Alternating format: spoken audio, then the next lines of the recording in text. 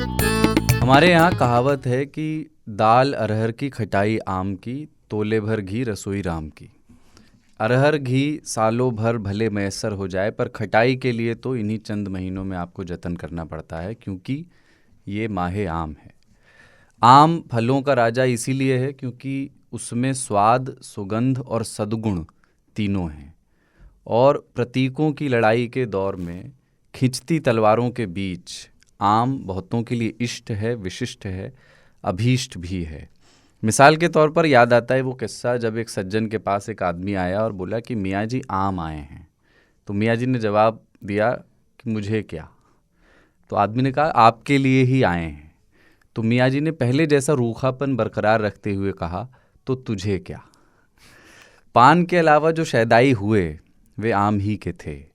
आम के बेजोड़ प्रेमी और पारखी शायर अकबर इलाहाबादी ने एक दोस्त को एक ख़त भेजा था और उसमें ये अशार थे कि नामा न कोई यार का पैगाम भेजिए, इस फसल में जो भेजिए तो बस आम भेजिए, और मालूम ही है आपको बंदे का एड्रेस, सीधे इलाहाबाद मेरे नाम भेजिए। क्या बात है। 3 तालियों से ऐसी ही अपील के साथ शुरू कर रहे हैं 3 ताल के दूसरे सीज़न का तीसरा एपिसोड ताऊ खान साहब और सरदार के साथ। जय हो जय हो जय हो। नसीब हो गए आम ताऊ इस सीज़न के, अभी नहीं। अरे मतलब हापुस जिसे मैं आम नहीं मानता हूँ खास करके, फिर भी उसको उससे शुरुआत हुई। सफ़ेदा मैं चखता नहीं हूँ, वो मैंगो शेक की दुकानों में ही अच्छा लगता है, फीका लगता है वो आम। केसर कर चुका हूँ। लंगड़ा जैसा मैंने पहले कहा है, लंगड़ा है तो थोड़ा लेट आता है, तो आ चुका है, पर मैंने उसको टच नहीं किया। मैं पहली वाली खेप को, महिंद्रा की कार और आमों में लंगड़े को, पहली खेप को मैं पसंद नहीं करता। थोड़े दिनों के बाद उसको टच करूँगा। अभी मेरे पास आया है लंगड़ा, एक बनारस से किसी ने पहुंचा दिया है। वो वैसा स्वाद में वैसा लंगड़ा नहीं है जैसा दूसरे खेप का होता पहले है। हाँ, अभी तक तो आम मैंने ट्राई भी नहीं किया है। फर्स्ट फ्लश चाय भी नहीं पीता मैं, उसमें भी सेकंड फ्लश का आपने अल्फोंसो के बारे में एक बार लिखा था कि वो आम वो एक फल है, मैं मानता हूँ, पर आम फल के है, अच्छा फल है, टेस्टी भी हो सकता है कुछ लोगों के लिए, पर यार आम नहीं है वो। आम और इतना खास जो होते हैं ना, उनको आम होना भी नहीं चाहिए। आम वैसे दशहरी मुझे सबसे ज़्यादा पसंद है, मिठास अगर बड़ा बढ़िया दशहरी हो। और बनारस साइड में वैसे देखा हमने लंगड़ा आम ही ज़्यादा लोग पसंद करते हैं। लंगड़ा को ताऊ के उधर मालदा बोलते हैं। मालदा जैसे एक बार मेरे ससुर नहीं रहे और मेरा बहुत ज़्यादा रास्ता नहीं रहा अपने ससुराल में, तो मेरी बीवी को लंगड़ा आम ही बड़ा पसंद है। तो मेरे ससुर का एक्सीडेंट हुआ था तो वो लंगड़ के चलते थे। तो एक दिन मैं ऑफिस में था, बीवी का फ़ोन आया कि ये जी सुनिए ना, आम लेते आइएगा वापसी। मैंने कौन सा? तो उसने कहा लंगड़ा, तो हम अपने बाप से ज़्यादा अच्छा लेकर के आएंगे। तो वो मजाक हमारा चलता था। लंगड़ा आम जो है वो चोपी एक होता है, खट्टा खट्टा, वो बहुत छोड़ता है। और जैसे आम भी दिखने में सुंदर नहीं है लंगड़ा, सुंदर आम जो है दशहरी अच्छा लगता है, अल्फांसो अच्छा लगता है। का नाम ही आम इसलिए कि उसे आम दिखना चाहिए। आम दिखना, हाँ ये भी आपकी बात सही है। मतलब लंगड़े के बाद जैसे मुझे लगता है लंगड़े पर तो सहमति है, हम लोग कई बार कह चुके हैं। दूसरे नंबर पर मैं चौसा को देखता हूँ। आप बताइए। मतलब मुझे पता है उसके रेशों में जो उलझाव है और जो उसका एक अलग मज़ा आता है कि वो देसी आम संघर्ष होता है। जो हाँ देसी बहुत इतना इतना मुंह मिलिया चुगल देते थे। हाँ, फ्री के आम तो देसी होते हैं। और वो जो गिरते हैं आंधी में, गिरते नहीं, चोरी किए जाते थे गर्मियों में। चौसा मैं आम अप्रिशिएट करता हूँ, हर तरह के आम अप्रिशिएट करता हूँ। चौसा जमा नहीं कभी भी मुझे, पर पर्सनल चीज़ है। चौसा बहुत लोगों का मैं देखता हूँ फेवरेट है, तो इनका फेवरेट दशहरी है। मुझे नहीं पसंद है। हाँ वो मतलब नहीं, मीठा ज़्यादा दशहरी में क्या है ना, रेशे नहीं होते। और उसका जो अगर उसको वैसे गुलगुला के खाइए आप, दशहरी काट के खाने के लिए, चूस के खाने का मजा है। चूस आम ना चूस के ही खाना चाहिए। मैं लंगड़ा भी चूस के खाता हूँ। आम ना खुद आम का जो ऊपर वाला भाग होता है, जो कि जिससे थोड़ा सा होठों को नुकसान पहुंचता है, चोपी हाँ, उसको दांत से काट के बिना होठों को छुआए, वो आर्ट है। थू करके फेंकिए सीधा, उसके बाद उस छेद को मुंह में बरकरार रखिए और आम सारा खत्म हो जाना चाहिए। वो पैसेज, सिर्फ उसी पैसेज से। अच्छा, पैसेज की साइज नहीं बदलनी चाहिए। नहीं, दांत से काट के हल्का सा ऐसे निचोड़ के गिराते थे कि उसका वो जो नहीं, वो तो एक और तरीका था निचोड़ने के साथ साथ आप उसको जो पेड़ है ना, पेड़ की तने से पूंछ रगड़ते थे कस के, तो उससे भी चोपी निकल जाती थी। वो भी एक तरीका था। हल्का इस वजह से 2-4 बूंद चुहा भी देते थे लोग कि उससे उसका वो चोपी निकल जाएगा और फिर चूसिए आम को। आम लंगड़े में क्या है, दोनों चीज़ें होती हैं, रेसा भी, हाँ दूधा भी। हाँ, ये तो है। ये बैलेंस। अब नाम मत लीजिए, अभी तक खाया नहीं, दशहरी मुंह में पानी आ रहा है। वो गालिब चचा, गालिब को बहुत आम पसंद थे, पर उन अब अकबर इलाहाबादी का प्रेम भी हमने देखा है। और ऐसे इस तरह के कोई लोग याद हैं, मतलब दूसरे तीसरे नंबर पे आम के सबसे बड़े शहदाई कौन थे? गालिब थे। गालिब तो बोला ही, चचा गालिब थे। नहीं, आम के शहदाई, आम की एक कंट्रोवर्सी मैं आपको बता दूं। सर सैयद अहमद खान को लिखना पड़ा था एक पूरा, वो था कि आम खाना जायज़ है कि नहीं है। अच्छा हाँ, आपने जिक्र किया था एक बार क्योंकि सवाल ये उठ गया कि आम जो फल है वो, उसका जिक्र जो है वो होली बुक्स में नहीं है, तो हम खा सकते हैं कि नहीं खा सकते। तो लोग जब रिलीजन कंट्रोल्ड लाइफ जीते हैं तो ये सवाल लेके पहुंचे। वो बहुत बड़े ज्ञानी आदमी थे, उन्होंने कहा मैं जवाब तो दे नहीं सकता, इसे स्टडी करूंगा। स्टडी करने के बाद वो इस नतीजे पे पहुंचे थे कि आम खाया जा सकता है, इससे कुछ प्रॉब्लम नहीं होगा, सेफ है, ये हलाल। मतलब वो उसे कुछ कहते हैं। पर उन्होंने शायद 16-18 पन्ने का एक वो पूरा है क्या उपलब्ध, मतलब उपलब्ध है वो। अरे वाह, मज़ा आएगा पढ़ने में। लेकिन अच्छा, लंगड़े पे क्लेम आप अक्सर किन किन शहरों का क्लेम ज़्यादा है? जैसे उत्तर प्रदेश में लोग बनारस को क्लेम करते हैं। अकबर इलाहाबादी ने लिखा है कि असर ये तेरे अनफास से मसीहाई का है अकबर, इलाहाबाद से लंगड़ा चला लाहौर तक पहुंचा। वो इलाहाबाद को क्लेम करते थे। आप बंगाल क्योंकि के आई लोग- थिंक वो वेस्टर्न मोस्ट पार्ट है इलाहाबाद। देखिए इलाहाबाद अभी भी कंफ्यूज है कि वो पूर्वांचल का हिस्सा है कि नहीं है, है ना। अमिताभ बच्चन भोजपुरी बोलते हैं कि नहीं बोलते हैं, क्या वो अवध है? अवध के लोग नहीं मानते कि वो अवध वो है। लखनऊ के लोग सोचते हैं, ये सोचते हैं हम लखनऊ के करीब हैं, पूर्वांचल से दूर हैं। तो इलाहाबाद से चल के लाहौर पहुंचा होगा, क्योंकि इलाहाबाद से लंगड़े का गांव शुरू हो जाता है जो कि असम तक चलता है। वो लंगड़ा का एरिया है। जैसे इलाहाबाद तो वैसे अमरूद के लिए ज़्यादा जाना जाता है। इलाहाबादी लाल बीज वाले अमरूद जो होते हैं। बिल्कुल बिल्कुल। और मलहाबादी आम भी उधर के मलिहाबाद के वो भी मलिहाबाद के आम बहुत मशहूर है। वो आमों के बाग हैं वहाँ पर। हमारे यहाँ आमों के बाग बहुत हैं, उत्तर बिहार में तो काफ़ी हैं। लेकिन अपनी तरफ दशहरी वगैरह नहीं होता ज़्यादा। हमारे लंगड़ा तरफ है, किशन भोग होता है, चौसा लंगड़ा है। होता किशन भोग कैसा होता है? किशन भोग कैसे बताऊं, किशन भोग जो है वो काफ़ी फेवरेट होता था। कुछ मेरे मौसा बहुत पसंद करते थे, मेरे मौसा अब नहीं है, तो वो मीठा होता है और फ्रेगरेंस उसकी अलग होती है और काफ़ी अच्छी होती है। अच्छा, जैसे मतलब कहीं छुपा के नहीं रख सकते आप, खुशबू आ जाएगी। अरे मेरा लंगड़ा जो आया था ना, वो गलती से रह गया कुछ घंटों के लिए गाड़ी में। मैंने गाड़ी ऐसे खुली, भभका आया एकदम, जबरदस्त। हीट भी हीट भी। आम में हीट होता है। हाँ, आम गर्मी ज़्यादा खा ली तो पेट खराब कर देगा। आम से बनने वाली जो डिशेस हैं, मतलब वो उनमें जैसे एक हमारे यहाँ एक अवध में बनती है, उसको गुड़म्मा या गुलम्मा कहते हैं। गुड़म्मा कहते हैं। वो गुड़ कच्चे आम, उस आम का बनता है जो कच्चा आम है और पका चाहता है, पक गया ऑलमोस्ट, कच्चे आम के तौर पर इस्तेमाल नहीं होता, तो गुठली हल्का आ जाती है उसमें। हाँ, हल्का मीठापन उसमें आना शुरू हो गया, पर खट्टापन भी है। उसको गुड़ में पकाया जाता है और उसको फिर खाया जाता है। गुड़म्मा रोटी बड़ा फेमस है हमारी तरफ। और एक चटनी भी बनती है आम की, खट्टी मीठी, तलखा उसको बोलते हैं, पर वो बहुत कॉमन है, वो वेस्ट यूपी में बनती है अलग अलग नामों से। ऐसे आम की कोई ऐसी डिश जो ज़्यादा बहुत मतलब आपके लिए पसंद हो? वैसे आपने एक बार बताया था स्टिकी राइस विद मैंगो, ऐसा कुछ? हाँ, मेरा फेवरेट डेजर्ट है वो, पका स्टिकी हुआ राइस के साथ आम कटा हुआ, हाँ पका हुआ, हाँ कटा हुआ, और उसके साथ कोकोनट मिल्क। अरे वाह, डेडली कॉम्बिनेशन है। तो वो थाईलैंड में बहुत, मतलब थाईलैंड उधर साउथ ईस्ट एशिया में बहुत पॉपुलर है। गुजरात के लोग आम खाते नहीं हैं, आम पीते हैं। अच्छा, वो जूस केरीनो रस। अच्छा, केरीनो रस, और वो टैंक टाइप में रखा जाता है, जिसमें आपने आइसक्रीम देखे होंगे दुकानों में। वही आम पन्ना ही तो हुआ ना वो? नहीं मीठ पका हुआ आम हो गया ना ये। जो केरीनो रस, केरी तो कच्चे आम को कहते हैं ना? नहीं, अच्छा, केरी आम को केरी कहते हैं। तो पक जाता है तो पका हुआ केरी है, कच्चा है तो कच्चा केरी है। ओके। तो उसके रस को जो फ्रीजर टाइप का बड़ा वाला होता है ना, उसमें रख दुकानों में उसमें रखा रहता है और लोग, मैंने देखा है अपनी आंखों अच्छा, से, उसमें दूध वगैरह कुछ नहीं होता, कुछ भी नहीं, खाली शाम आम का रस, पके हुए आम का रस। और वो लोग जैसे दूध लेने जाते हैं हम ना, और लेके निकलते हैं 2 किलो 2.5 किलो, वैसे ही दुकानों से वो रस जो है लीटर के हिसाब से, ओह, मतलब एफर्ट नहीं लेना चाहते, चूसना नहीं चाहते, लोग छीलना खरीद नहीं के ले जाते। चाहते। कौन करता है वो सब, खरीद के ले जाते हैं लाइन में लग के।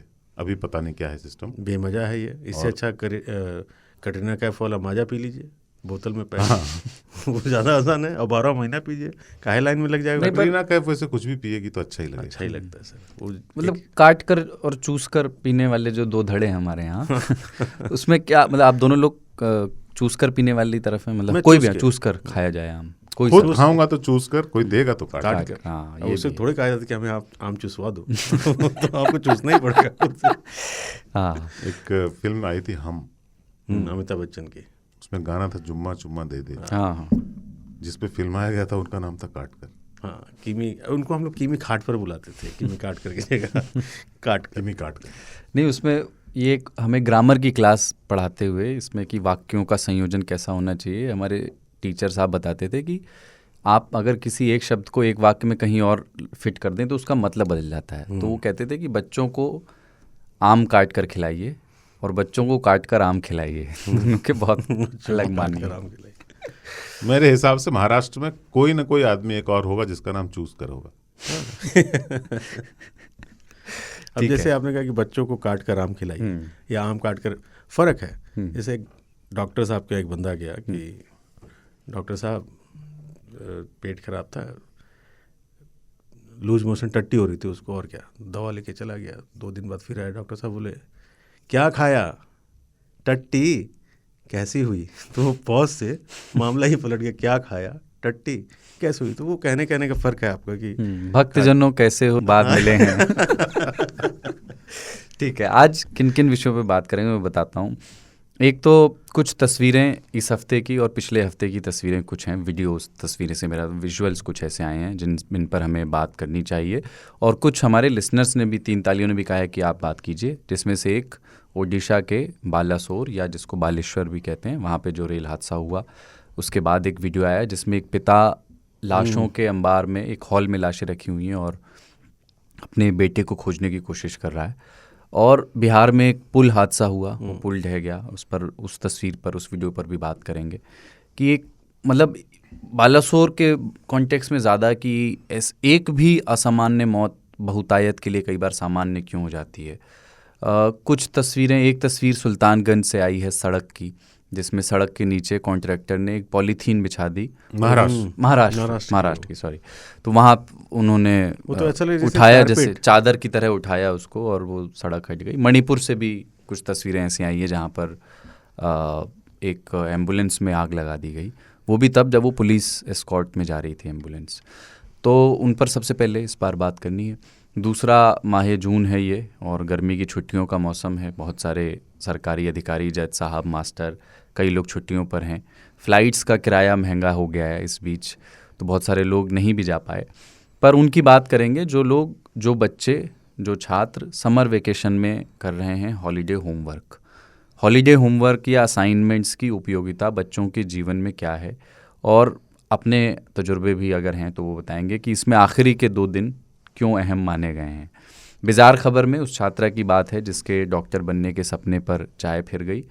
और ग्रेटर नोएडा वेस्ट में गुलाब भाटी के इलाके में नारियल पानी को ताज़ा रखने के लिए नाली के पानी का, उसको कहा नालियल पानी, नाली के पानी का छिड़काव करने वाले भाई का स्वैग। बालेश्वर, ओडिशा के बालेश्वर में जो हादसा हुआ उसमें 288 का आंकड़ा है अभी का ताज़ा, जो हो सकता है बढ़ भी जाए, इतने लोगों की जान गई।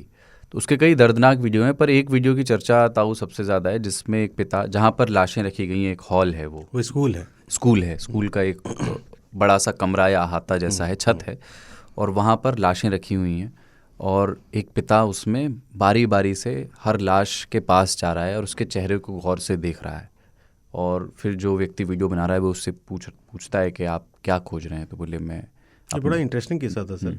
ये पहले हॉस्पिटल जाता है ये व्यक्ति और क्योंकि हमने वीडियो किया हुआ है इसका, तो इसको पता चलता है कि हॉस्पिटल में नहीं मिला कोई, तो इन लोगों ने बताया कि वो मॉर्ग में रखा होगा जहाँ पे सारी डेड बॉडीज़ रखी हैं, वहाँ जाओ। ये गया और हर चेहरे को देख रहा था। एंड में इसे एक हाथ हिलता हुआ दिखा, ये इसी का बेटा था, जिंदा था। इसने प्राइवेट एम्बुलेंस करके लेकर के इसको कोलकाता गया और वहाँ ट्रीटमेंट कराया। वो इसका बेटा जिंदा था, जो वीडियो ये स्टोरी नहीं पता थी। जी हाँ, उसका बेटा जिंदा था और मॉर्ग में वैसे ही पड़ा था, हिल रहा था। तो इसने प्राइवेट एम्बुलेंस किया और हॉस्पिटल ले गया। उसके बाद मुझे नहीं पता वो जिंदा है या नहीं, लेकिन उस समय वो जिंदा था। लेकिन इस वीडियो की चर्चा इसलिए बहुत हुई कि उसमें उसके चेहरे पर जो एक पिता की बेचारगी और कष्ट है वो दिखता है, जो अक्सर नमूदार नहीं होता। मतलब हमारी सोसाइटी में पिताओं को थोड़ा सा आंसुओं को रोकना सिखाया जाता है और सख्त रहना सिखाया जाता है। क्या इसीलिए होता है कि एक माँ रोती हुई दिखती तो वो फिर भी हमारे लिए तुलनात्मक रूप से एक आम दृश्य होता, पर पिता का जानकारी भी दे रहा है वो उसे कि नहीं मेरा बेटा मिलता नहीं, और इस दौरान रो भी रहा है, फपक भी रहा है। रोने की वजह, अगर उसको ये पता चल जाए मेरा बेटा मर गया तो सब्र हो जाएगा।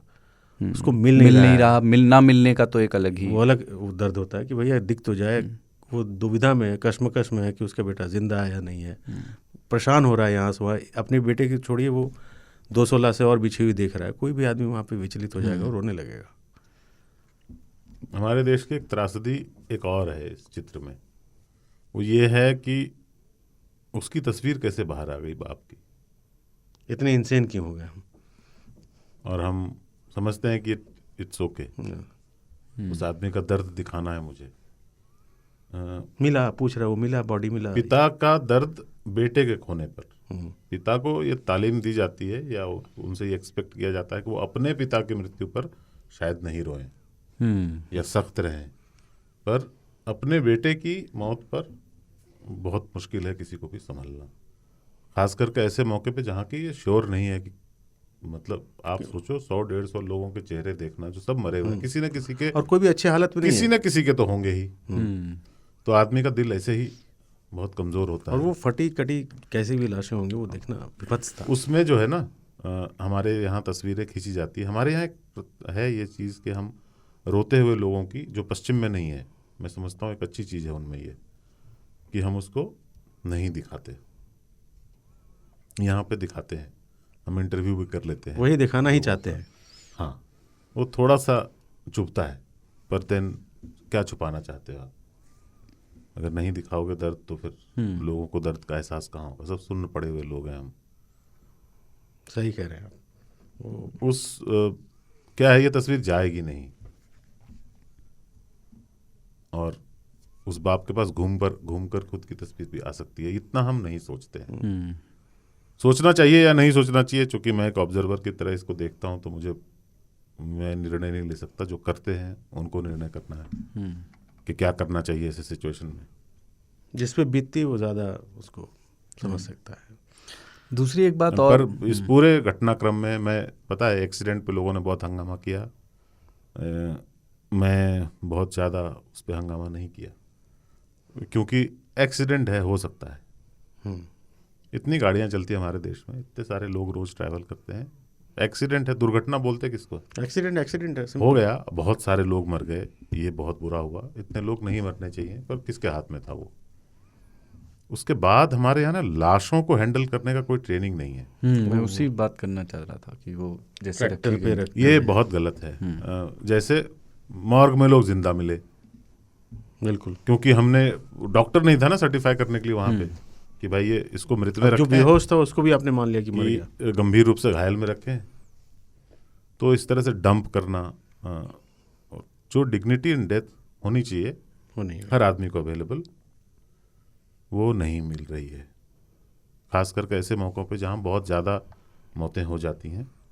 इतने अमवात अगर एक साथ हो गए हैं तो आपकी टीम भी तो उतनी बड़ी है ना रेस्क्यू के लिए, तो इनको हैंडल करने के लिए भी टीम उतनी बड़ी होनी चाहिए, जो कम से कम उसको ऐसे रखें जैसे आदमी के शरीर को रखा जा रहा है। चादर तक नहीं थी उनके, इंसान की तरह तो कम से कम ट्रीट करो, इंसान की बॉडी है ये। और उसको फेंक देना ट्रक पर, ट्रैक्टर पर, यस, वो थोड़ा सा गलत हुआ। मैं मतलब वहाँ पे क्या स्थिति थी नहीं थी, इस पे मैं नहीं जाना चाहूँगा। कुछ मजबूरियाँ रही होंगी उनकी, वो भी मैं मान सकता हूँ, पर इस लेवल में क्या मजबूरियां हो सकती हैं? हाँ, एक चीज़ खत्म हो गई जिसको कुछ नहीं कर सकते, उसको कम से कम तरीके से आप किसी रख का सकते इलाज हैं। नहीं कर सकते, हो सकता है आपके पास प्रबंध नहीं हो सकता है कि उनको जल्दी से जल्दी हॉस्पिटल पहुंचाना है, ये वो मान सकते हैं। आप उनको मृत मान चुके हो, तो फिर थोड़ी इज्जत दे थोड़ा दो यार।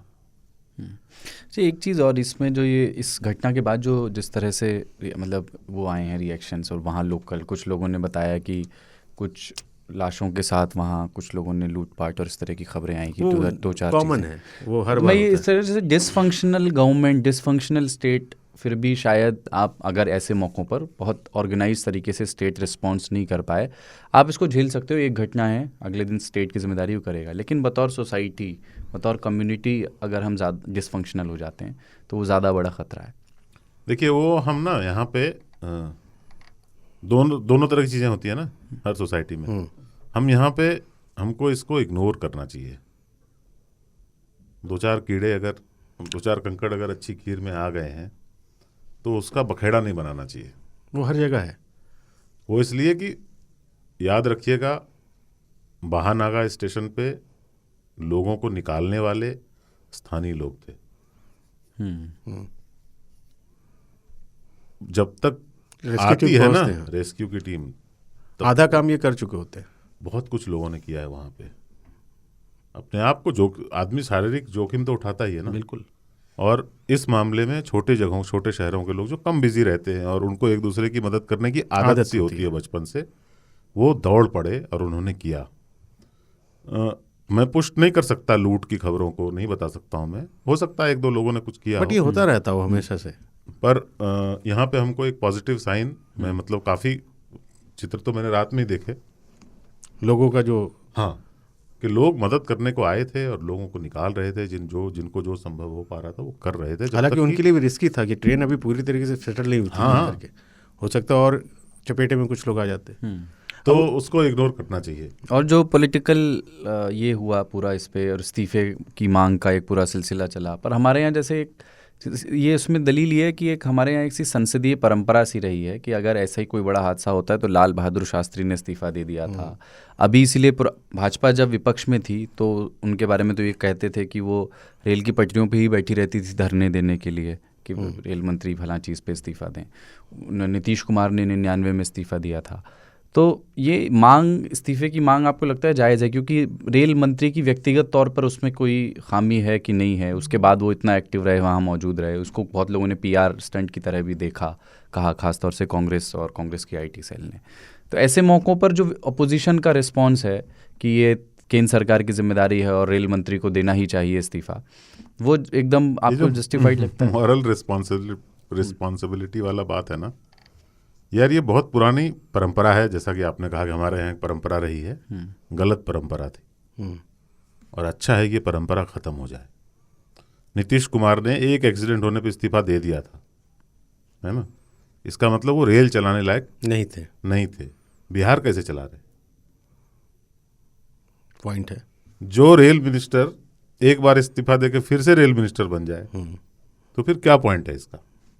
आप असफल व्यक्ति हैं क्या? आपने एक्सेप्ट किया कि आप असफल थे और आपने रिजाइन दिया। खत्म करिए ना, राजनीति से बाहर जाइए। हाँ। ये सब चौंचले जो होते थे वो गलत परंपरा थी। क्यों? क्योंकि अगर कोई एक्सीडेंट हो गया है, आप पल्ला झाड़ रहे हैं, भाग रहे हैं आप। आपके घर में आग लग जाए, आप अपने बीवी बच्चों को बोलेंगे मैं मॉरल रिस्पॉन्सिबिलिटी ले रहा हूं इसकी, मैं घर छोड़कर जा रहा हूं।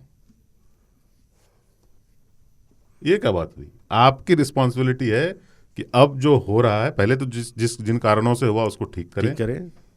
लोगों की मदद करनी है, रेस्क्यू करना है। रेल मंत्री ड्रामा कर रहा है इस्तीफा देने का, फिर इस्तीफा रिजेक्ट हो रहा है। अश्विनी वैष्णव देते, शायद दिया भी होगा, शायद उन्होंने ऑफर किया हो, हमें नहीं पता है, और फिर उसको बोला जाता कि नहीं ये इस्तीफा रिजेक्ट किया जाता है। ये सब नौटंकी नहीं करने का, काम करने का भी। और मैं राजनीति में नहीं जाऊंगा। मुझे ये देख के अच्छा लगा, मुझे भी, कि वो 3 दिन रहे। बिल्कुल ठीक है। तो जब तक लाइन शुरू नहीं हुई वो वहाँ पे थे। जाते हैं और मुआयना करके चले आते हैं। बस बाढ़ आई है तो हेलीकॉप्टर से देख लिया।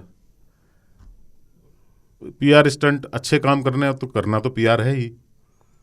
आज कम के से कम ज़माने में अच्छा काम तो कर लो उसी के बहाने। जो कैमरा फ्रेंडली समाज इतना है कि आप कोई भी अच्छा काम करिए, अगर उसकी तस्वीर ली जा रही है हाँ तो तो आप पीआर एक हो ही पक्ष उसको- जाएगा, हाँ, हो ही जाएगा। तो पर आप वहां पे रहे, ये अच्छा लगा, क्योंकि आदमी के चेहरे, बाकी लोग अरे काम थोड़े ना, रेल मंत्री थोड़े ना पटरी उठा रहा है वहाँ, लेकिन हौसला अफजाई के लिए था वहाँ पे वो। वहां पे खड़ा रहना अपनी इस टीम के बात लिए। का द्योतक है कि मैं इसको कहते हैं मॉरल रिस्पॉन्सिबिलिटी लेना। बिल्कुल सर। इस्तीफा देने को नहीं कहते हैं, गलत परंपरा थी, लाल बहादुर शास्त्री जी ने दे दिया था, प्रधानमंत्री बन गए, फिर वो नीतीश भी सीएम बन गए फिर। नीतीश कुमार भी हाँ। सीएम बन गए। आपकी अयोग्यता अगर है तो फिर अयोग्य है आप। लेकिन एक चीज़ और की बात के दौर में, जैसे हमारे यहाँ रेलवे मिनिस्ट्री एक समय पे उसको लेकर के बार्गेन होता था, जब मिलीजुली सरकारें बनती थी, ममता बनर्जी को मिला है वो पद, लालू प्रसाद यादव को मिला है, विपक्ष के सबसे बड़े लीडर उस पद के लिए मांग रखते थे कि प्रधानमंत्री नहीं बन रहे हैं तो हम रेल मंत्री बनना चाहते हैं। तो अब जब से बजट अलग हो गया है, मतलब उसी में मर्ज हो गया है, रेलवे अलग से हट करके आम बजट में मर्ज हो गया है, ऐसा लगता नहीं कि रेलवे मिनिस्ट्री उतना बड़ा मलाई वाला रहा डिपार्टमेंट नहीं। मतलब अश्विनी वैष्णव को बहुत सारे लोग हमारे देश में अब भी नहीं जानते थे इस घटना से पहले। अगर आप पूछें कि रेलवे मिनिस्टर कौन है, लोगों को याद नहीं था। तो वो इसका कोई ऑल इन ऑल रेलवे की फंक्शनिंग पर या रेलवे के हेल्थ पे, मतलब जिस तरह से चीज़ें रेलवे में, उस पर असर पड़ता है कि नहीं? सिंस काफ़ी प्राइवेटाइजेशन के आसार हैं और उसके कई जगहों पे शुरुआत भी हुई है, मैं उस नज़रिए से कह रहा हूँ। इसको कैसे बोलो, इसका जवाब कैसे दिया जा सकता है? देखो भैया, रेल मंत्रालय का अपना बजट होता था पूरा रेल का, और वो मंत्रालय इसलिए चाहते थे विपक्ष के लोग कि वो ना ऑफिशियल रेवड़ी केंद्र था कि मैं आपको नई ट्रेन दे सकता हूँ। उसका उपयोग सिर्फ इसी में होता था, और स्टॉपेज रिझाने के लिए। ठीक है कि आपके यहाँ ये एक्सप्रेस नहीं रुकती है, हम रुकवा देंगे। सांसद के सबसे बीच में तो बहुत अच्छी एक्सप्रेस बहुत छोटे स्टेशनों पर नहीं, सांसदों और एमएलए का ये रहता था जनता से कि अगर हम बन गए तो यहाँ फलाना ट्रेन आपके यहाँ पे भी रुकेगी। बिहार और बंगाल का प्रभुत्व उस पर, चूंकि कोयलेशन एरा में ये लोग बहुत इंपॉर्टेंट हो गए थे, काफी दिनों तक रहा, और इसके चलते वहाँ बहुत सारी ट्रेनें, बहुत सारी लाइनें, ये सब बनी, तो उद्धार हो गया लोगों का। पर हकीकत ये है कि इनका अपना बजट क्यों, बिल्कुल अलग अपना बजट क्यों हो, और फर्टिलाइजर मिनिस्ट्री क्या कम इम्पोर्टेंट है? वहाँ बजट उसका भी अपना होने लगे। एक मिनिस्ट्री है, इसमें देश का बजट है, रेल एक हिस्सा है उसका। आपने कहा कि इसका असर पटरी है तो एक्सीडेंट तो होगा, ये कहना गलत होगा कि अब के बाद से गवर्नमेंट इतने अच्छे कदम उठाई, कभी जिंदगी भर या फ्यूचर में एक्सीडेंट नहीं होगा, इसकी गारंटी कोई नहीं दे सकता। और एक्सीडेंट घटे हैं, मतलब डेटा तो यही कहता है, उस पर काफ़ी चर्चा हो चुकी है अखबारों में, यहाँ वहाँ एक्सीडेंट घटे हैं, कम होते हैं अब। इसमें एक एक्सीडेंट में इतने लोग जो है मर गए तो ऑब्वियसली हृदय विदारक हो गई बातें, पर दुर्घटनाएं तो कम हुई। अब इसमें परेशानी का 1.5 लाख लोग सड़क पे मरते हैं। बिल्कुल। नितिन गडकरी थोड़ा न इस्तीफा दे रहा है। डेंगू की और मलेरिया से हर साल 2,40,000 लोग, शायद मैंने पढ़ा था जब कोरोना आया था तब एक स्टोरी की थी, ऐसे ही मर जाते हैं 2.5 लाख लोग। इसमें प्रॉब्लम दो हो रही है, जो लोग मर गए, जैसे आपने कहा कि जब उनके सामान चोरी हुआ, ये सब बातें जो कर, एक स्टोरी आई है कि एक लेडी है जिसका पति जिंदा है, बट वो करिए मर गया है, मुझे मुआवजा दो, तो गवर्नमेंट करिए अब हम डीएनए टेस्ट करके मुआवजा देंगे आपको। तो हर तरीके के लोग हैं समाज में। यहाँ पे एक ज़रूरी चीज़, 2000 के नोट भी खपाए जा रहे हैं। हाँ, एक चीज़ और बड़ी कमाल की है सर, रेलवे की भी और फ्लाइट की भी, जो हमें ध्यान देना चाहिए। अभी मुझे पता चला, जब आप रेलवे का टिकट लेते हैं तो 35 पैसा इंश्योरेंस का कटता है। जब द मोमेंट आपने टिकट खरीदा, 35 पैसा इंश्योरेंस में, जो 10,000 से 10 लाख तक का मुआवजा कवर करती है। लेकिन उसमें चक्कर क्या है कि जब आप टिकट बुक करते हैं तो आपके मेल या मोबाइल पे एक लिंक आएगा, आप उस पर क्लिक कीजिए और नॉमिनी भरिए, तब वो वैलिड होगा। नॉमिनी है ही नहीं। हाँ, कोई उसको देखता नहीं, कोई देखता ही नहीं से मतलब रखता है। तो मेरे ख्याल से रेलवे को ये करना चाहिए, जब टिकट बुक करते हो 35 पैसा कटता है, उसी समय आप ऑप्शन दे दो ना कि फिल योर नॉमिनीज। अब मैं अपनी बीवी का, सब लोग ऑनलाइन कर ही रहे हैं, तो लेकिन वो समय नहीं देता। जब टिकट बुक हो जाएगी then you will get a message और लिंक, जहाँ पे आपको जाके भरना पड़ेगा। उतनी जहमत को उठाएगा नहीं। एक बयान आया धीरेन्द्र कृष्ण शास्त्री का, और उसको बहुत लोगों ने बड़ा अजीब बयान कहा, मैं बता देता हूँ। उन्होंने कहा कि उन्हें इस घटना का पहले अनुभव हो गया था और संकेतों से इस तरह की घटनाओं का अनुभव हो जाता है, लेकिन पता होना और टालना अलग अलग चीज़ है। भगवान कृष्ण को पता था कि महाभारत होने वाला है, इसके बाद भी वो उसे टाल नहीं सके। तो उसके बाद जो जन अधिकार पार्टी है बिहार की, उसके अध्यक्ष पप्पू यादव ने कहा, अगर बागेश्वर बाबा को पहले से पता था कि रेल एक्सीडेंट होने वाला है तो उन्होंने लोगों को मरने क्यों दिया? ऐसे बाबाओं को कुएं में फेंक देना चाहिए, जेल में बंद कर देना चाहिए। कुछ बड़ा वाला इंटरेस्टिंग कमेंट। इसमें बड़ा वाला दीजिए कुछ। यार होने के बाद बहुत लोग कहते हैं कि हम होते तो ये नहीं होता। हाँ, फोन करती थी मम्मी कभी कभी, तो कहती थी कि कल से मन ना बहुत वो लग रहा है, बीमार तो नहीं हो तुम, झूठ तो नहीं बोल रहे। तो ऐसा हर बार होता था, तो कई बार बीमार में निकल भी आता था। तो उनकी बात सच हो जाती थी। तो वहां पर वो बोलती थी, प्लेसिबो वहां पर भी। हाँ, कि बीमार है, हमको लग रहा था, मन घबरा रहा था सुबह से, है ना। तो हो जाने के बाद तो बहुत संभव है। बाबा ये क्या टाल नहीं सकता था मैं? अरे बता तो सकते थे। हेलमेट लगा के आदमी बैठता गाड़ी में। और क्या। इसमें एक बड़ी अच्छी कहानी है, बड़ी अच्छी नहीं कहूँगा, अच्छा वो तो उनका एक और वीडियो आया है, नदी में स्नान करने जा रहे हैं, एक स्टेप लेते हैं, पूरे अंदर चले जाते हैं। यार अगले कदम का आपको पता नहीं है, और भविष्यवाणी कुछ भी।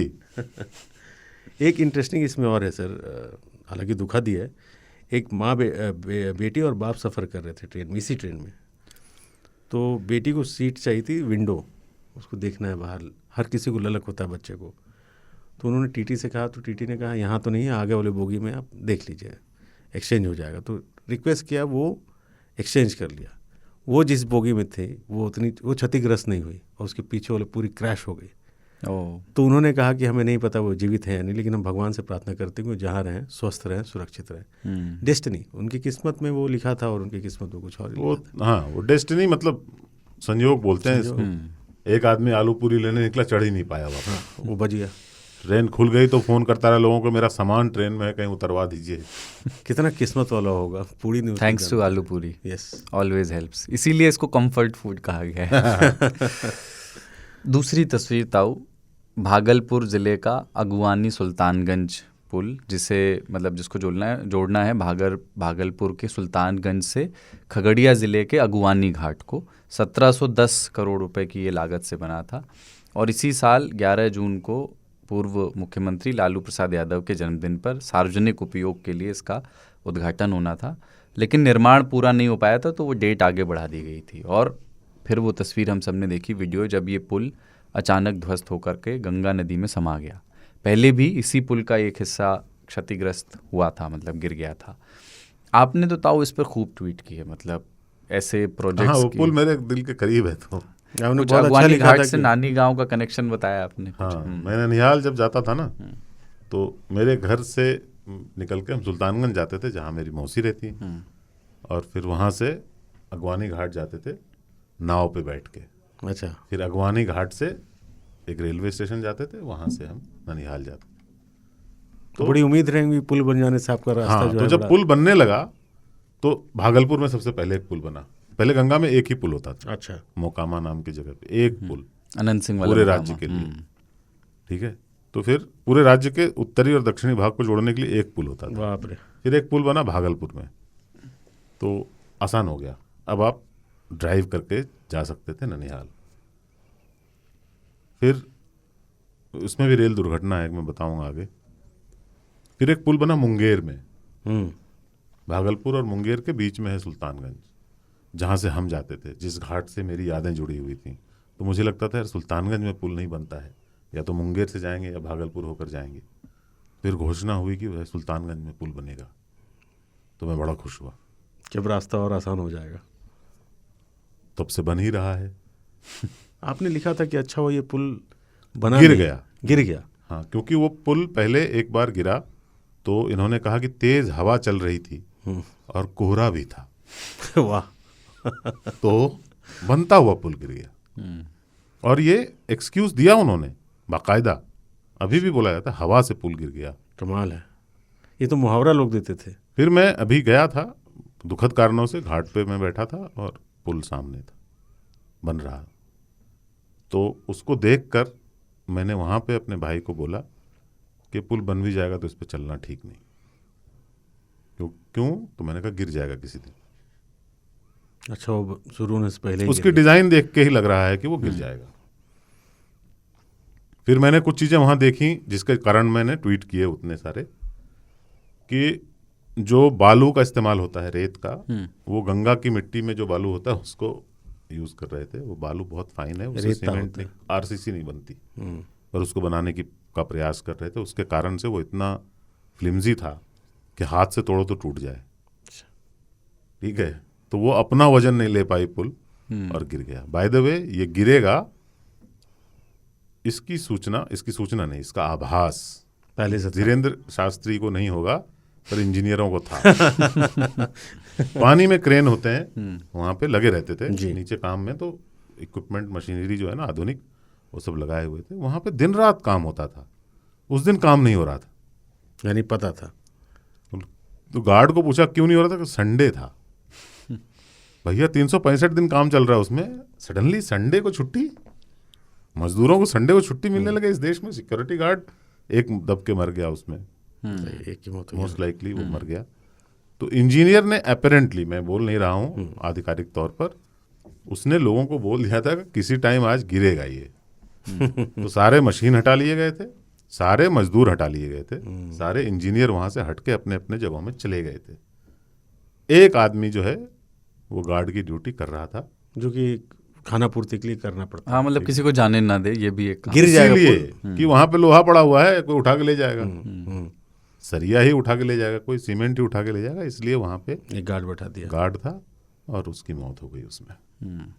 ऐसे पुल, बाय द वे, वो पुल मैं अभी भी बोल रहा हूँ, अभी उन्होंने बोला है कि उसको नए सिरे से बनाएंगे।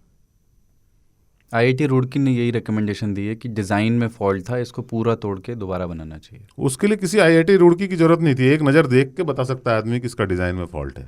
आपने बताया कि आप, और वो देख लेना, वो पुल अगले 10 साल तक नहीं बनेगा।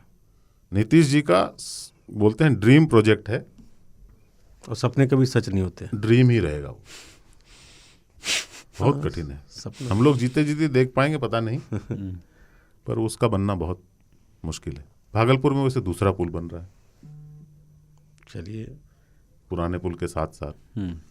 आप कह रहे थे कोई ट्रेन हादसा भी जुड़ा है उससे कुछ? हाँ, तो जब हम जाते थे, अब तक की जो सबसे बड़ी रेल दुर्घटना है, वो दुर्घटना मेरे ननिहाल के रास्ते में हुई थी। जिस ट्रेन को पकड़कर हम जाते थे वही ट्रेन गिरी थी। अरे, पानी में पढ़ा है मैंने उसके बाद। बागमती नदी में पूरी ट्रेन पलटकर चली गई थी। और उसमें भी ऐसे आरोप लग रहे थे कि जो आदमी तैर कर निकल रहा था, सिर्फ उसकी घड़ी के लिए उसके हाथ काट दिए जाते। ऐसा हुआ था? कहाँ गया? Urban legend, rural legend rather. अच्छा, ये जैसे आप कह रहे थे कि पुल बनता था, आप नाव से जाते थे, हादसे तो नाव में भी होंगे कई बार? बहुत, आए दिन होते होंगे, बाढ़ आ गया नाव में बहुत लोग, नाव बहुत पलटती थी, पर गंगा किनारे रहने वाले लोग जनरली तैर लेते हैं, पर हमेशा कुछ न कुछ लोग मरते थे और अभी भी मरते हैं। ऊपर से नाव में ओवरलोडिंग होती थी, उसको बोलते थे लॉन्च। उसमें ट्रक भी चढ़ गया, सब कुछ डाल, कारें भी चढ़ गई। मैं एक बार नाव के ऊपर गाड़ी के अंदर सफर किया है। ठीक है, वो सीधे चढ़ा देते थे, मोटरसाइकिल ये जो भी है, वो मोटरसाइकिल कम होती थी, कारें भी कम होती थी, पर ऐसे भी लोग सफर करते हैं और कोई लिमिट नाम की चीज नहीं होती थी। कैपेसिटी कितनी है सबसे कोई लेना देना नहीं, किसी को मालूम ही नहीं था क्या कैपेसिटी है इसकी। ना तो चलाने वाले को, जितने लोग अवेलेबल है बैठ जाओ। काफ़ी इंसेप्शन टाइप होगा, जैसे नाव हो, बड़ी वाली नाव, उसके अंदर एक ट्रक हो जो खाली रहता है, जिसमें गाड़ी हो, उस गाड़ी में आप बैठे हो। काफ़ी इंसेप्शन। एक तस्वीर और है खान साहब, महाराष्ट्र के जालना से ये तस्वीर आई है, और वहाँ क्या किया, एक ठेकेदार ने ना सड़क बनाते हुए पहले पन्नी का एक लेयर बनाया, पॉलीथीन का, और उसके ऊपर उसने 40 mm की उसकी परत लगा दी सड़क की। तो उसका जो वीडियो आया, डामर की परत, उसका जो वीडियो आया, उसमें लोगों ने उस पॉलीथीन को ऐसे हाथ से उठाया तो पूरी सड़क ऐसे, वो मैंने देखा जैसे कालीन उठा रहे हो, कालीन उठा रहे हैं। और उसके जैसे आप चादर उठाते हैं तो चादर पे जो आपके बेडशीट पे चीज़ें रखी होती हैं वो इधर उधर हो जाती हैं, वैसे वो सड़क उखड़ के आ गई। और ये प्रधानमंत्री ग्राम सड़क योजना की, ये हर जगह है, ये महाराष्ट्र ही नहीं है। इसमें देखिए उस ठेकेदार की कोई गलती नहीं है। एक बार सर हम अपने ही इलाके में थे, रजखड़ एक जगह है, तो गांव के एरिया जाता है जो कटौली मझौली वगैरह को जोड़ता है, छोटे छोटे। तो मैं अपना गाड़ी लेके गांव जाता हूँ, घूम रहा था गाड़ी से, देखा एक आदमी सगड़ी पे खींच रहा है और दूसरा आदमी फरसा से गिरा रहा है। सगड़ी सगड़ी मतलब ठेला जो होता है। अच्छा। एक ठेला खींच रहा है और दूसरा फरसा से खींच रहा है और बिछाया पड़ा है रोड। हम कहे क्या, और रोड बन रहा है? हम कहे रोड है, तो उसमें तारकुल था ही नहीं, जला हुआ मोबिल और गिट्टी मिला के बिछाए पड़े हुए थे। तुमने कहा इसको बुलाओ ठेकेदार को, तो उसने कहा फ़ोन नंबर दिया, हुआ आया, क्या है, तो उसने सही बताया कि कहाँ बचाएंगे बताइए, 100 रुपया का ठेका होता है, 60 रुपये मार देगा पहले, फिर ब्लॉक प्रमुख आएगा, ग्राम प्रधान भी आएगा, 20 रुपये में सड़क बनता है। करप्शन का ये हाल है। तो वो जो सड़क देख रहे हैं उसमें ठेकेदार जिम्मेदार नहीं, उसके लिए पूरा सिस्टम जिम्मेदार ठहरता है। उस सड़क को देख के मैं खुश हुआ एक्चुअली। आपने गौर किया होगा, नीचे गिट्टी नहीं थी, मतलब पत्थर नहीं था, पहले पत्थर बिछाना पड़ता है, पत्थर के ऊपर सड़क बनाई जाती है। बिल्कुल, मिट्टी पे नहीं बना सकते आप, मिट्टी जो है वो ठहरेगा ही नहीं, चपकेगा ही नहीं। इन्होंने इतना अच्छा कालीन सा उसको बनाया, एफर्ट लिया, कोशिश की, ठीक है, कि ये सड़क बन गई, उसकी फोटो खींचेंगे, फिर रोल करके दूसरी जगह ले जाकर बिछा देंगे। मूवेबल रोड आवश्यकता अनुसार, हाँ, जहाँ चाहिए वहाँ बिछा दीजिए, जहाँ पे भी आपको चाहिए। इनोवेशन, ये उसको उठा रहे हैं, अरे उसको बनाया ऐसा गया है। बिल्कुल, अगर आपको लगा कि दाएं वाला रास्ता नहीं है आज बनाओ, तो उठा के बिछा दीजिए, गोल करके उठाओ, ट्रक पे डालो, दूसरे गांव में लगाओ, फोटो खींचो। सड़क चटाई, मल्टी यूज उसका होगा। सड़क की मैट है। मैं इनफैक्ट गडकरी जी से ये करूंगा अनुरोध कि इनको पकड़े, इन ठेकेदार इंजीनियरों को, और उनसे सीखें ये तकनीक। बिल्कुल, कम लागत में मूवेबल रोड कैसे बनता है। हाँ, कहीं कहीं क्या होता है, सड़क पे ना पूरी सड़क जो है खाली रहती है, कभी सड़क कट गई, कुछ हो गया, तो फिर वो बनाने में लग जाते हैं, अपना बना के रखे हुए हैं गोडाउन में। ये कहीं पे अथॉरिटी का खूब सारे रोल पड़े हुए हैं, फिर भाई आपको सड़क चाहिए, कितना चाहिए, 100 मीटर ले जाओ। ये वो वाली बात हो गई कि सड़क पे गाड़ी घूमती थी, अब सड़क जो है गाड़ी पे घूमेगी, लाद के ले जाइए आप।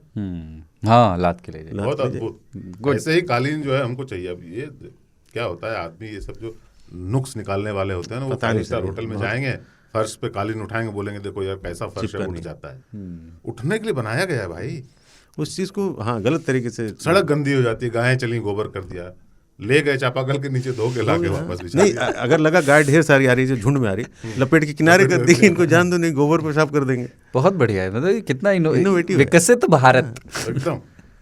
हम ग्रामीण सड़कें, गाँव में कई जगह शादियाँ टूट जाती हैं कि रोडे नहीं, सड़क लगा दीजिए, पड़ोस के गांव से ले आइए, अरे टेंट वाले रखने लगेंगे कि भैया एक सड़क, हमारे यहाँ सड़क का भी पूरा इंतजाम तसल्ली बख्श किया जाता है, 1 किलोमीटर, और वो भी लगाएगा नहीं, आपके यहाँ लोग गुटखा खाते हैं, पूरा गंदा हो जाता है। बढ़िया है ये, ठीक है। पॉलिसी मेकर्स को ये सुझाव। अगली एक और तस्वीर, और वो मणिपुर से आई है, इम्फाल से। वहाँ पे इस संडे को एक भीड़ ने एक एम्बुलेंस में आग लगा दी, जिसमें कुकी पुरुष से शादी करने वाली मैतेई महिला, उसके बेटे और एक रिश्तेदार की जान चली गई। और ये हमला उस वक्त हुआ जब एम्बुलेंस में वो महिला अपने बच्चे को लेकर के अस्पताल जा रही थी, और इस दौरान पुलिस भी एस्कॉर्ट कर रही थी एम्बुलेंस को, पर वो बचा नहीं सकी। ये 1 महीने में मणिपुर से जो तस्वीरें आई हैं, अभी हमारे एक साथी वहाँ जाकर के, लल्लन टॉप के सिद्धांत मोहन, वहाँ जाकर के ग्राउंड रिपोर्ट भी उन्होंने की है। ये वहाँ 1 महीने में ऐसा इतना 2 कम्युनिटीज़ के बीच में इस तरह का स्पर्धा और इस तरह का टकराव हो गया कि लोग एम्बुलेंस चलाने लगे बच्चे को, जिसको अस्पताल ले जाया जा रहा है। ये नफरत की इंतहा है। कायदे से सर इस पर बात ही नहीं करना चाहिए।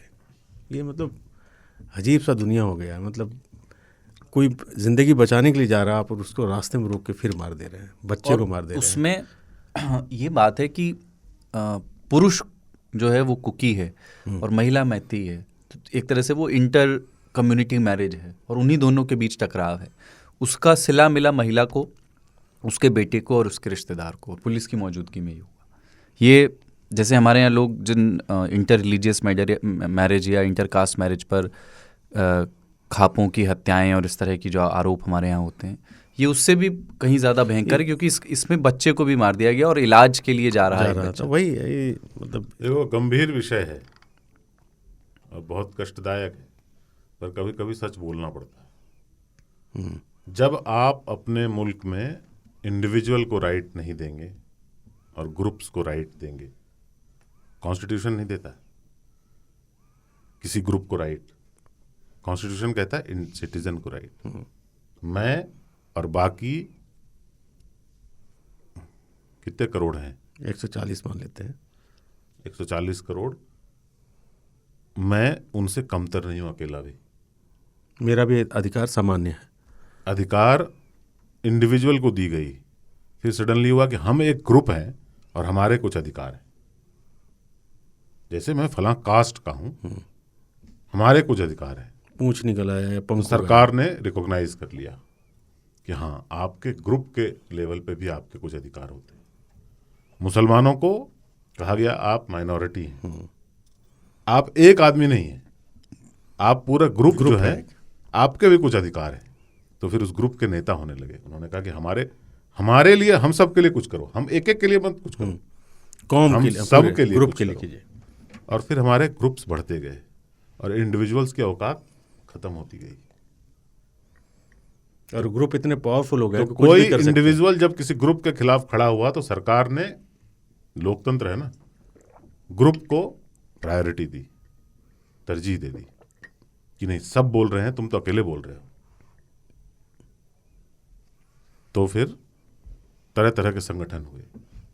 इस तरह से शादी नहीं हो सकती, जी नहीं हो सकती, इस तरह से आप फलां काम नहीं कर सकते, जी नहीं कर सकते, ये सब बोल रहे हैं। मैं अपनी जाति के लिए रेल रोक रहा हूं, मुझे नहीं चाहिए सरकार की मदद, मुझे सरकारी नौकरी नहीं चाहिए, मेरे समूह ग्रुप के के। सब लोगों को चाहिए। और फिर ग्रुप राइट्स, तो फिर ग्रुप होते हैं। तो एक मैतेई या एक कुकी की बात नहीं है। अब मैतेई एक ग्रुप है, कुकी एक ग्रुप है। जब जिसको सरकार भी रिकॉग्नाइज करती है, अधिकार ग्रुप के भी हैं, ग्रुप को एजिटेशन करने का अधिकार है। जब ये हो जाता है ना कि तुम और मैं इंडिविजुअल नहीं है, तुम्हारा पूरा ग्रुप, एक इंडिविजुअल कुकी या मैती किसी कुकी बच्चे को नहीं मारता इंडिविजुअल के लेवल पे, लेकिन उसमें उसको इंडिविजुअल नहीं दिख रहा है, ग्रुप ग्रुप दिख रहा है।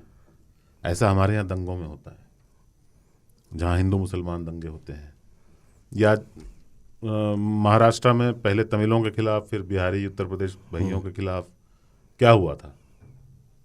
वो इंडिविजुअल से कोई दुश्मनी नहीं ना, थी। ना, ग्रुप उन से दोनों को बिठा दो साथ में तो वो चाय पियेंगे, दारू पियेंगे, खाना खाएंगे, लेकिन सडनली एक ग्रुप आइडेंटिटी टेक ओवर करती है और फिर हम अंधे हो जाते हैं। अच्छा, इसमें ग्रुप वाले में अब वो स्टेट बंट चुका है। एक बार बंट जाने के बाद, इन आइडेंटिटीज के और मजबूत हो जाने के बाद, उसको दशकों लगते हैं। आग तो पल दो पल में, आग का क्या है, पल दो पल में लगती है, बुझते बुझते एक जमाना लगता है। लेकिन ये जो ग्रुप को स्पेशल राइट्स या स्पेशल प्रोटेक्शन की जो बात है, इसमें उन ग्रुप्स की कई बार ये दलील होती है कि हम ऑप्रेस्ड रहे या वंचित रहे, या हम जंगलों में रहते हैं, हम मुख्य धारा से कटे हुए हैं, तो हमें कुछ सर्टेन राइट्स, ताकि हम बराबरी कर सकें उन लोगों के पास, उन लोगों उस ग्रुप के एक एक मेंबर का राइट है वो, किसी एक नेता का नहीं, ग्रुप का नहीं है। जब तक ये सोच हमारे यहाँ से नहीं जाएगी कि ग्रुप के राइट्स हैं कुछ, ऐसा कुछ नहीं, एक एक मेंबर का राइट है वो। यस, अगर मैं शोषित पीड़ित परिवार से आता हूं तो मेरा राइट है वो, मेरे ग्रुप का राइट नहीं है। इसी के चलते बहुत सारे लोग जिनको उस श्रेणी में नहीं होना चाहिए वो हैं। अफर्मेटिव एक्शन अलग चीज होती है, पर आप इसको अगर इस तरह से करेंगे, एक्सप्लॉइट करेंगे, तो फिर देखो क्या है, ये अच्छी चीज है एक्चुअली। कौन नहीं चाहता है कि कम्युनिटी में एक फीलिंग आए, कम्युनिटी वाली, कि हम संगठित रहना अपनी। हाँ, और हम कौन नहीं जबर चाहता है, पर दुरुपयोग होता है उसका, और उसका दुरुपयोग हम देखते आ रहे हैं। आज से नहीं, वो तो इतने दंगे और ये सब उन्हीं का नतीजा है। इनफैक्ट क्योंकि हम, सरकार जो है वो तुरंत कहती है कि आप जो है, इतने सारे लोग एक तरफ हैं, आप एक तरफ हैं, तो आपको झुकना पड़ेगा, क्योंकि वो ताकतवर है। जबकि संविधान मुझे राइट देता है, मेरी कम्युनिटी को नहीं देता। और जहां तक अप्रेस्ड रहने की बात है, कितने लोग अप्रेस्ड हैं और कब तक ये रहेगा? आदिवासी कौन है? मैती आदिवासी नहीं है। दिल्ली में तो उनको चिंकी कह के बुलाते कह के हैं, बुलाते पूरे नॉर्थ ईस्ट को हम एक नज़र से देखते हैं। तो उनका ये राइट, उनके कहने में क्या दिक्कत है कि हम भी आदिवासी हैं,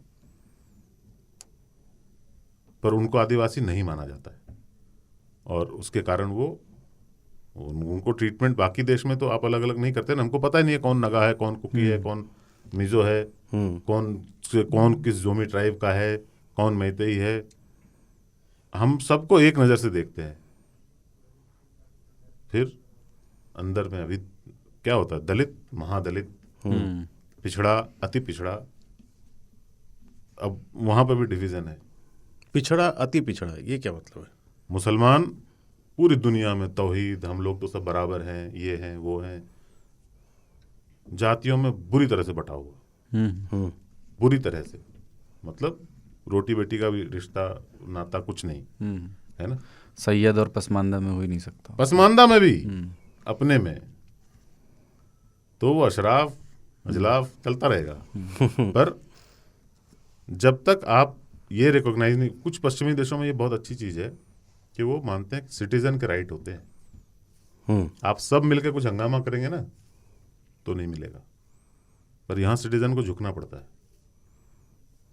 मैं कुछ नहीं बोल सकता हूँ किसी सब चीज़ के बारे में, इस पॉडकास्ट में या कहीं अखबार में या कहीं पे भी, मैं सोशल मीडिया पे भी नहीं बोल सकता हूँ कुछ चीज़ें, क्योंकि उससे एक पूरे कम्युनिटी की, जाति की, धर्म की, दिल फट जाएगा, उनके जज्बात को ठेस पहुंच जाएगी सबके।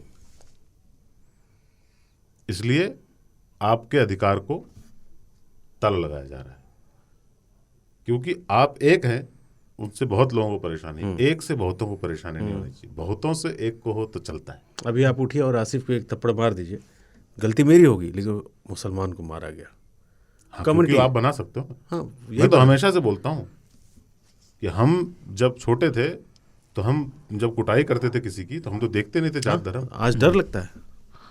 आज अगर बाद में पता चले कि भाई उस जिसकी कुटाई करी वो फला निकला और उसकी पूरी नहीं, कम्युनिटी पहले आ गई। आप कॉलेज में भी आपने झगड़ा किया होगा, तो आपके साथ अकरम भी होगा, शर्मा भी होगा, सब मिलके मारते थे। वो ये होता था कि उसको मारा, पूरी कम्युनिटी को थोड़े मारा है। फिर हमने कहा कि नहीं, ऐसा नहीं होगा, FIR होगी और वो इन धाराओं के तहत होगी। कुटाई तो छोटी बात है, कुटाई तो अलग चीज है। इसीलिए जब मनोज साने सरस्वती वैद्या का कुकर में बॉयल करता है ना, तो लोग बहुत निराश भी हो जाते हैं और बहुत लोग खुश होते हैं। मुसलमान इस बात से खुश कि मुस्लिम नहीं निकला, ठीक है, नहीं तो अजब छीछा लेदर होने वाली थी। इधर निराश है, अरे यार ये तो हिंदू निकल गया, हम छीछा लेदर कर ही नहीं पा रहे। तो अब कल ये बात उठी कि क्योंकि हम अब रिप्रेजेंट करते हैं इस देश का, को अगर कुछ ले डूबेगा तो यही ले डूबेगा कि हम अकेले कुछ भी नहीं है। उसका कारण यही है, एक इन्फीरियोरिटी कॉम्प्लेक्स, कि मेरा कोई वजूद ही नहीं है, मैं इनके बिना मैं हूं ही नहीं। सर बाकी लोग अगर नहीं है तो मैं नहीं हूं, समझ रहे हो ना। राजनीति में भी इसीलिए जब कोई बड़ा आदमी मैंने एक देखा पत्रकार अपनी जाति के सम्मान समारोह में सम्मानित होते हुए, तो मुझे बहुत बुरा लगा, यार तुमने इतना कुछ अचीव कर लिया है, यही बचा था, क्यों जाके इस सम्मेलन में भाग लेना। क्योंकि तुम जो कुछ हो वो उसकी बदौलत नहीं हो, तुमने या तुम ये मानते हो कि मैं उनकी बदौलत हूं।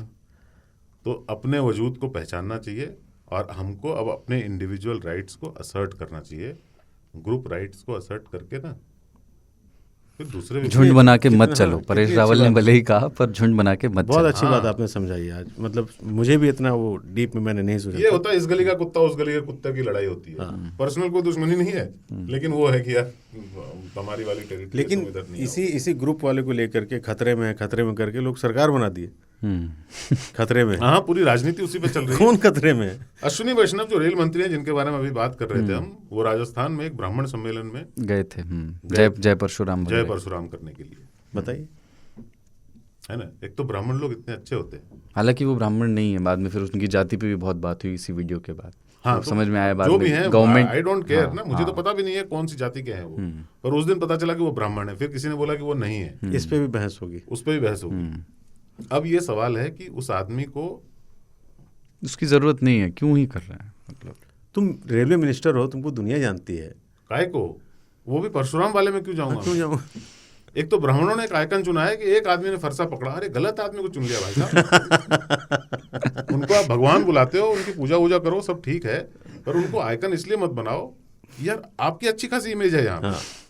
सब दिन से ऊपर रहे हो और ये मान कर चलते हो कि हम जो शिक्षा विक्षा वाले हैं, काहे मारकाट वाले चक्कर में पड़े, छोड़ दो इनको, दूसरे लोगों को ले छोड़ दो कुछ। उसमें भी घुसना है। तो उन्होंने नहीं, कम्युनिटी को ऑर्गेनाइज करने का एक तरीका हो गया वायलेंस। तो लोग अपने कम्युनिटी में एक इतने सारे, मतलब क्या बोले, इस देश में तो ब्राह्मण आइकन्स की अगर लाइन लगाओगे तो इतनी लग जाएगी, ठीक है, लेकिन चुना किसको? जिन्होंने वायलेंस किया था, फरसा उठाया था, क्या बोलते हैं उसको, जैसे सही बोलते हैं। KGF 2 फरसा उठाया। KGF में आया था ना, वैसे लेकर के रॉकी वाला हर स्टाइल। जाति के लोग, कोई भाला उठाए हुए, कोई तलवार उठाए हुए, यही है। तो फिर वही होगा ना, फिर जब हमारे आइकन वाले वाले हैं, आपके आइकन तलवार पर वाले हैं, तो एक दिन हम दोनों में लड़ाई होगी। तब आप ही ने कहा था कि समाज में कमजोर लोग को दबाया जाता है और ताकतवर राज करता है। ये वही मैं है। बस खैर आज हम की लोग डाइवर्ट हो गए। आज की बिजार खबर पे आज आते हैं। बहुत ही अच्छी 2 चीज़ें आपने बताई। एक तो ये वाला कमाल का समझाया आपने कि अकेला इंसान नहीं रह गया, वो अपने आप को एक ग्रुप मानने लगा है कि मैं ग्रुप से आता हूँ। तो इस पे वैसे चिट्ठियाँ आएंगी, ऐसी उम्मीद है। ये ज्वलंत विषय है और आहत ना हो कृपया। हाँ, हम तो सिर्फ बात ही कर रहे हाँ। थे। नहीं, अमेरिका में अफर्मेटिव एक्शन है ना। हाँ, क्यों है? क्योंकि ब्लैक स्लेव्स थे वहाँ पे, उनको खरीदा बेचा जाता था, उनसे मुफ्त का काम करवाया जाता था, उनके साथ हर तरह के अत्याचार होते थे। उनको अभी भी वो बराबरी की जगह नहीं मिली, in spite of being America, जो सबके लिए एक एग्जाम्पल बना फिरता है। इसलिए एक अफर्मेटिव एक्शन का प्लान है, ठीक है, उसमें बहुत क्लियर है कि रेशियल डाइवर्सिटी इत्यादि हम करेंगे। उसको वहां पे भी इसके रूप हैं, वहाँ और ज़्यादा है जो हमें कलेक्टिव ग्रुप आइडेंटिटी की, पर हमारे यहाँ वहां पे सिर्फ 2 तरह के हैं ना, ब्लैक एंड वाइट। या हमारे मैक्सिमम यहाँ ज्यूज। इतनी तरह के आइडेंटिटी है, और हमारे यहाँ इतने तरह के बारूद हैं, ठीक है, इतने तरह के बारूद हैं। करें तो करें क्या, बोले तो बोले क्या। वाह वाह वाह वाह, आगे बोलना नहीं। माचिस, बस कोई ना कोई तो थमा ही देगा ना। बहुत कुछ है जो फूंक देना चाहता हूँ। ठीक है, बिजार खबर आज की, और ये यहीं ग्रेटर नोएडा वेस्ट से बिसरख थाना के अंतर्गत सोसाइटी है ये, श्री राधा स्काई गार्डन। और इसी के बाहर का एक वीडियो सोशल मीडिया पे बहुत वायरल हुआ, और वीडियो में दिखता है कि नारियल बेचने वाला एक आदमी प्लास्टिक का डब्बा उठाता है और उसमें पीछे बह रही नाली से पानी भरता है और उस पानी को नारियल जो उसके रखे उन पे छिड़क देता है। तो वहीं मौजूद कुछ लोग थे, उन्होंने उसका वीडियो बना लिया, बाद में उसकी धरपकड़ भी हुई, और उसने ये बताया कि धूल जमा हुई थी दरअसल नारियल पे, तो वो उसे लगा जल्दी में कर लूँ, तो नाली से ही उसने पानी उसको धो दिया। उस पर IPC की धारा 270 जो कि संक्रमण फैलाने पर और 504 अपमानित करने के तहत मामला दर्ज किया गया है। पुलिस की कार्रवाई जारी है।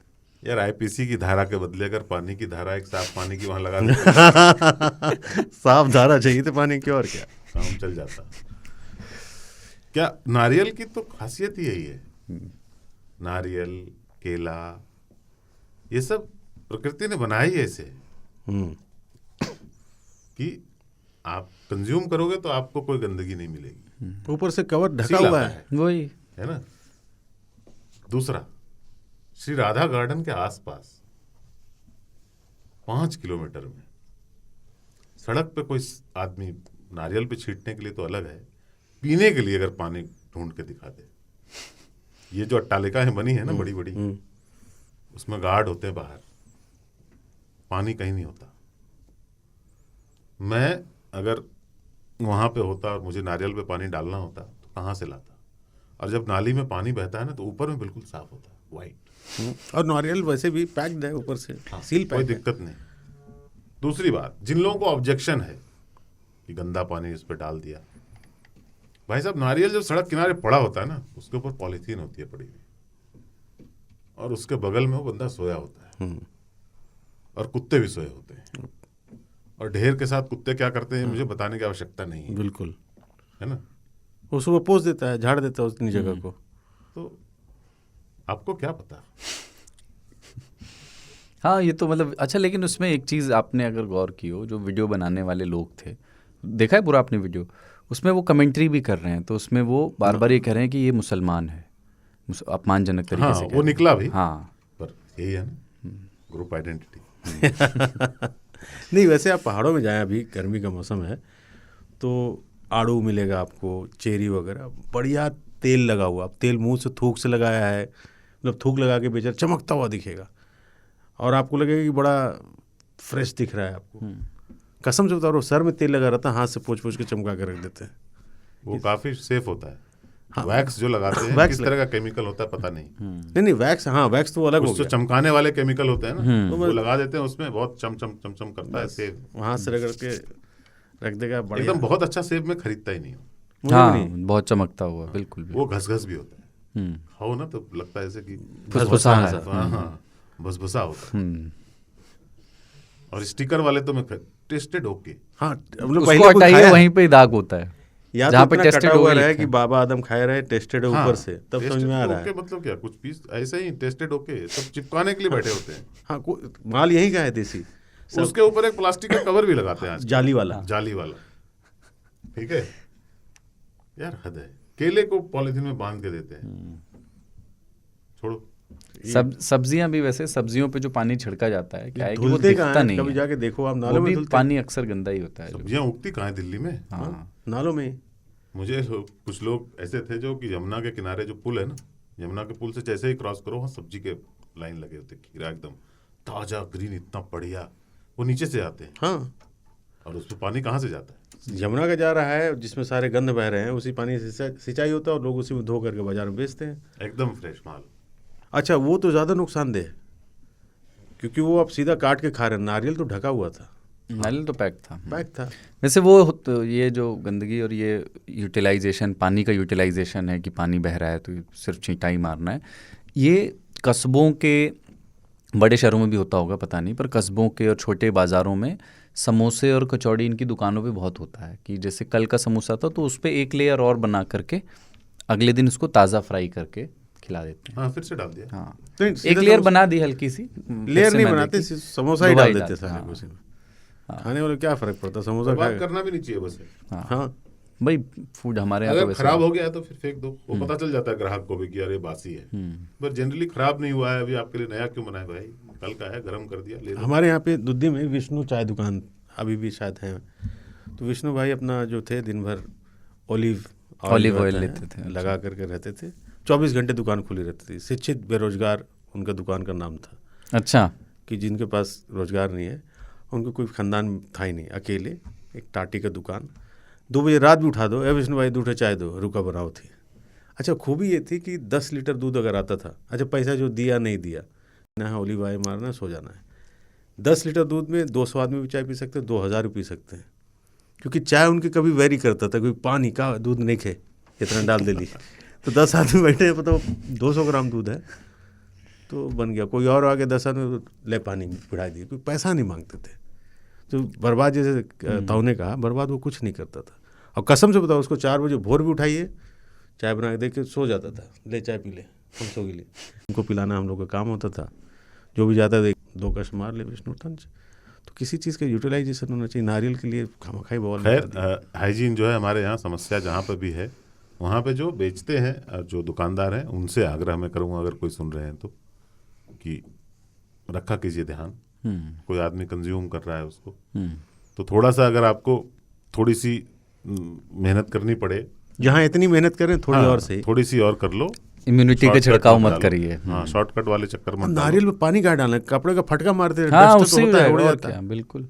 अरे नारियल को ठंडा भी रखना पड़ता है भाई साहब, गर्मी देखो, दिक्कत है। धूप देखो।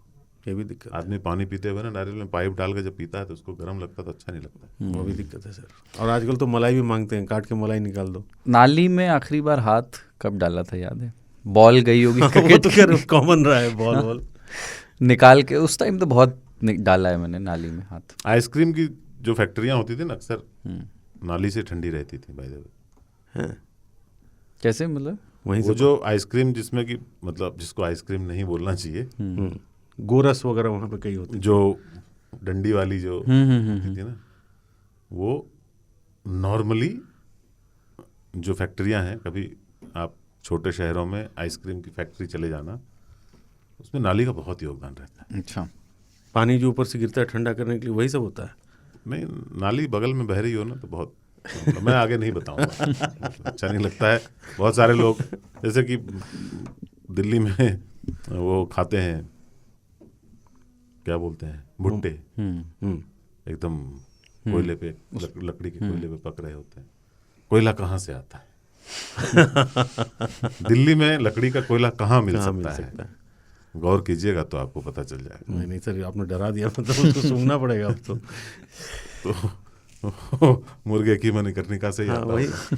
अगर कोयला अलग जगह हो सकता है, आपको स्मोकी फ्लेवर वो वाला आ रहा हो तो समझ लीजिए कि कहाँ से आया है। क्यों नहीं, उसमें दोष उनका नहीं है।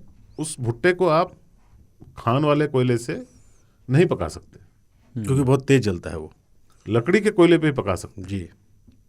और लकड़ी का कोयला, अब कोई लकड़ी पे खाना बनाता ही नहीं है, अच्छा, ये भी तो कहा लकड़ी जाता का है, कोयला ही नहीं मिलता। ये भी कहा जाता है कि अगर आप राजघाट की तरफ जाएं या उन इलाकों में जहाँ पे शमशान घाट है दिल्ली के, वहाँ नारियल बहुत बिकता है। मानना ये है कि जो मरते हाँ, लोग तो हैं, वो तो सब कुछ, तो नारियल वो ऑक्शन कर देते हैं। तो मान लीजिए 20 रुपए का नारियल 5 रुपए मिले, वो काट करके प्लेट में सजा के 5 रुपया हाँ, जो फाँक काट के दिल्ली हाँ, में मिलता है। हाँ, तो कहा ये भी जाता वहाँ का। मेरा मानना है कहीं का वो खाना है, खा लो। हाँ। और उसमें उसमें तो कोयला भी शुद्ध ही होता है। उसमें कौन सा मुर्दे की आत्मा घुस गई, खाने के बाद तुम नारियल बन जाओगे? वो भी नहीं हो सकता। मॉर्चरी के आसपास शिकंजे की दुकानें बहुत रहती हैं। ये सब बढ़िया चीज़ है। अभी तक तो कुछ हुआ नहीं, आगे भी कुछ नहीं होगा। सब अच्छा, चल रहा है। नारियल पानी में, अच्छा मैं इसको आज तक क्रैक नहीं कर पाया। मैं कई सब्जियों का क्रैक किया मैंने कि नींबू का छिलका पतला है और ये तो अच्छा होगा, सारे नींबू अच्छे होते हैं पर रस ज़्यादा होगा। नारियल पानी कुछ लोग बता देते हैं, हालांकि कुछ लोग अभिनय भी करते हैं, उठाएंगे नहीं ये नहीं ये, हाँ ये वाला दो, तो और वो लोग और ऑथेंटिक साउंड करने के लिए वो लोग ठोकते बड़ा नहीं उठाएंगे, जो थोड़ा मीडियम साइज के, छोटा होगा कि छोटा है लेकिन फुल है, बाहर से ही अंदाजा लगा लिया। बाबा इसको बेहतर बताते, लेकिन आप लोगों का कुछ है इसमें देखो, experience? बाबा इन चीजों में बहुत आगे रहते थे। वो तरबूज देख के बता देते थे कि लाल है, पका लाल है कि क्या है। मैंने जब भी दिमाग लगाया है ना, उल्टा ही हुआ। उल्टा ही हुआ। तो अब मैं नहीं लगाता। मेरे साथ भी नहीं है। वो लोग उठाएंगे, मैं उस पर छोड़ देता हूँ कि यार तुम अपने हिसाब से दे दो, वो चाहिए। और वो खराब ही देता है। हाँ, आप जितना ठोकोगे, बोला भैया यही सही लग रहा है। मैं आपको जब लगेगा बोलता हूँ ना, फैंटा। मैं जैसे फल खरीदने जाता हूँ तो आलसी मैं बहुत ज्यादा हूँ, तो मुझे लगता है एक एक देखूंगा, चेक करूंगा, चुनूंगा, यार इतना गर्मी में कौन करता है। तो मैं उसको बोलता हूँ, देखना एक भी दबा हुआ दाग वाला मत देना। हाँ, बस इतना तो वो ही। कहता, भाई साहब क्या बात कर रहे हो, आपको मैं दूंगा। और घर में 2 निकलते अलग हैं से। आने के बाद। सारे के सारे। वो नहीं मानेगा। वो फिर चुनता है दाग वाला। हाँ, कि इसको वही देना है। हाँ, क्योंकि खुद मेहनत नहीं कर रहा है, तो ये आदमी क्या कंप्लेन करेगा बाद में? इतना क्या करेगा ये? वैसे आप गर्मी में डिहाइड्रेशन के लिए, जैसे लोगों के प्रेफर्ड ड्रिंक्स होते हैं, गन्ने का जूस, नारियल पानी, छाछ, शरबत, रूह अफ़ज़ा या सिर्फ पानी, ऐसे गर्मी का एकदम तेज़ गर्मी है तो क्या प्रेफर करेंगे? मसाला छाछ? मेरा रहता है कि पानी तो आप पी ही रहे होते हैं। अब ये चोचला है कि आपको डिहाइड्रेशन हो रहा है, औका पी ले, औका पी ले, तो क्या पियेंगे आप? जी, कोल्ड कॉफ़ी पी लीजिए अगर पैसा ज़्यादा है, थोड़ा कम है तो नारियल पानी पी लीजिए, और कम है तो शिकंजी पे आ जाइए। बस यही है। मैं तो आम पन्ना का फ़ैन हूँ। आम पन्ना मिलता नहीं है हर जगह। अच्छा यार, यार शिकंजबी तो हमारे यहाँ होता नहीं है, उसको हम लोग तो नींबू पानी बोलते हैं। नींबू पानी बोलते हैं। उसमें शुगर नहीं डालते हैं, सिर्फ नहीं डालते हैं, मतलब सॉल्टी होता है? सॉल्ट शुगर दोनों अच्छा, दोनों मिक्स होता है। फ्रेश लाइम वाटर, हम्म, सोडा, जो भी बोलो आप।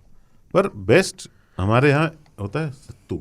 हाँ, सत्तू घोल के पीते हैं। सत्तू जो है ना, वो एक जो घड़ा होता है, उसमें लाल कपड़ा बंधा होता है, पानी उसमें रहता है ठंडा, और फिर वो सत्तू घोल के देते हैं। हल्का सा प्याज काटते हैं एकदम छोटे छोटे बारीक, और एक स्पेशल नमक, हाँ, वो स्पेशल ही होता है हर आदमी का, वो डालते हैं। सत्तू पीने के बाद क्या होता है, उसके बाद पानी की बोतल लेनी पड़ती है, क्योंकि फूलता हो पेट में। क्योंकि वो, हाँ, फिर वो डिमांड करता है और पानी की। और बेस्ट चीज़ है वो गर्मियों के लिए। पेट में ठंडक भी रखता है, सुना है। लेकिन सत्तू कई लोग मैंने देखा है चीनी घोल के पीते भी है। हाँ, दो तरह का, मीठा भी बनता है और नमकीन भी। हालांकि मुझे अच्छा नहीं लगा सत्तू। रोटी में अच्छा लगता है पराठे, सत्तू के पराठे। हाँ, सत्तू की इसी बराबर। तरीके मेरठ में सत्तू का क्या, देखो क्या होता है, हम लोग ना ये गमछा है ना, तो किसान जब निकलता है घर से तो सत्तू इसमें डाल के यूं बांध के रख लेता है, फिर वो गमछे को बिछाता है, फिर उस पर पानी डालता है, सत्तू को यहीं पे गूंथता है। गूंथता है, आटे की तरह बना के गोला, और फिर मिर्ची के साथ सत्तू को निपटा देता है, फिर पानी से इसको धो लेता है, 5 मिनट में ये भी सूख जाता है। तो ये बर्तन होता है उसका, क्या बात है। जिसमें जाता है और खाता है और आता है। अब डिहाइड्रेशन इसकी बात कर रहे हो सर, 2009-10 की बात थी, मैं वाइल्ड लाइफ में काम कर रहा था। मेरठ में गन्ने का जूस बेच रहा था एक आदमी, तो गन्ना उठाए पेरे पड़ा था, उसमें सांप भी था, पेर दिया, 3 आदमी मर गए पी करके। तो उसका क्या करेंगे आप? वो कहते कि हमको कबीर दास थे क्या वो? हाँ, सांप पेर दिया, रस्सी और सांप पता नहीं लगा। मेरे गन्ने में एक शर्त होती है, हमारे, मैं जब घर से आता हूँ ड्राइव करके ना, गर्मियों में जब भी आया, तो एक जगह आता है जहाँ पे कि सड़क, हाईवे के किनारे एक लाइन से गन्ने वाले होते हैं। मेरी एक शर्त होती है, बर्फ नहीं दोगे, ठंडा नहीं करना है मुझे, और गन्ने को 2 बार ही डालोगे इसमें, बार बार पेड़ के भूसा नहीं वो निकाल मतलब देना। उसको ना इतना सूखा करना है तो भाई, तो फिर मुझे नहीं चाहिए, क्योंकि बाद में कुछ निकलता नहीं है, खाली चांस रहता है कि मक्खी वक्खी 1-2 पिस जाए उसी का। साथ में पेरी जाएगी। क्योंकि मुझे आश्चर्य होता है, 5-5 बार डाल देते हैं। अरे सर, भूसा बना घुमा देते वो गया। इतने लंबे से उसको मोड़ के इतना सा कर देता और है। इतना सूखा होता है कि लास्ट माचिस में मार नींबू देते डाल लग के, जाए। लास्ट में नींबू फंसाता है। हाँ। और वो इतना पेर देते हैं कि इतना सूखा हो जाता है कि माचिस मारी दाएं आंख पकड़ ली। हद है। आमतौर पे ये ठेला खुमचा वालों देखते हैं कि यार ये लोग थोड़ा स्ट्रगल, और करते भी हैं स्ट्रगल, की दिन का खर्च, महीने का खर्च कैसे निकलता होगा। पर ना 2 साल पहले की ये खबर है, कानपुर में 1-2 नहीं 256 ठेले वाले, खोमचे वाले करोड़पति पाए गए थे, और इतनी कमाई के बावजूद वो इनकम टैक्स जीएसटी का कोई पैसा नहीं देते, कैश का सारा धंधा। ये भी है। तो मेहनत का पैसा अपने पास रखें। नहीं, मेहनत का है बिल्कुल, लेकिन एक जो परसेप्शन है जनरली कि ये लोग बहुत स्ट्रगल करते होंगे, सभी लोगों के संबंध में वो नहीं है। जिनकी पुरानी जमी जमाई खुमची है, खुमचा है, वो बहुत अच्छा भैया कानपुर में सैंडविच बेचने वाले, मतलब वहीं पे फ्रूट चाट बेचने वाले भी करोड़पति, और उसमें बहुत मार्जिन है। और टैक्स भी बच जा रहा है खोमचा लगाने से। आपने खोमचा लगाया है तो आपको दुकान का खर्चा नहीं है, ठीक है, खाली हफ्ते का है पुलिस का। हफ्ते का देना है कुछ। आपने अगर 400 समोसे बेच लिए, 400 बस, एकदम कंजर्वेटिव एस्टिमेट, कानपुर की आबादी के हिसाब से तो बहुत बिक जाएगा। 400 अगर आपने बेच लिए, और सॉर्टेड है मामला। 5 रुपये पर समोसे कमाए आपने, 2000 रुपये हो गए आपके। 5 से ज़्यादा ही कमा लेंगे, 10 का अगर बेच। ज़्यादा ही कमाएंगे। और आपका जो बच्चा है उसका बगल में है, तो बड़े लड़के का उधर है, छोटे लड़के का उधर है, सबसे छोटा वाला उधर जीन्स बेच रहा है। फैमिली का इनकम ठीक ठाक। 10,000 15,000 रोज का कमा लिया तो 4.5-5 लाख बिल विल नहीं होता, रसीद वसीद नहीं होती, कोई शक भी नहीं करता, जीएसटीएन लगाने की जरूरत नहीं। वही मैं कह रहा हूँ ना, अगर खोमचे में लगा के बेच रहा है तो इनकम टैक्स वाला नहीं आएगा, खाली वो पुलिस वाले आएंगे। बस हफ्ता है वो, हाँ। अच्छा, गांव में और है, अगर मान लीजिए आपने दुकान, जैसे अभी भी जाएंगे आप, तो टेबल और मेज वाला इंतज़ाम नहीं होता, गद्दे बिछे होते, कारपेट बिछा होता है, मतलब दरी वगैरह, तो कनेक्ट करता है कि हमारे हिसाब का दुकान है, जबकि वो 1 का 10 ले रहा है। जहाँ आपने उसमें क्या बोलते, रैक वगैरह, वो शोकेस वगैरह बनवाया, तो बोलते ग्राहक बहर जाता है कि लूटेगा, जबकि लूट वो रहा है जो बेवकूफ़ बना करके 1 रुपये की चीज़। मैं अपने बनारस की बात बताऊँगा, हमारे जानने वाले थे ईद के टाइम, तो मैं वहाँ पे कुछ दिन काम किया था उनके कपड़े दुकान में, नूरजहाँ चिकन एम्पोरियम है बनारस में, दाल मंडी में, बड़े अच्छे लोग हैं वो। तो पुराना माल आया था ईद पे, जो चांद रात वगैरह दिन खरीदते हैं आप, तो पुराना माल बिल्कुल गंदा सड़ा पड़ा था। तो हुआ कि क्या करें, बबलू भाई थे और मुन्ना भाई, बबलू भाई कपड़े क्या होगा, हटाई दें? बोले अरे रुके रहो यार, रिश्तेदार कौन दिन काम आएंगे। दूसरे तीसरे दिन रिश्तेदार, जो कि अपने लोग हैं, हम ऐसा सोचते हैं कि हमारे भाई की दुकान है या चाचा की दुकान है या मामा के लड़के की दुकान है, सस्ता देंगे, वहीं से लेंगे, वहीं होता है खेल।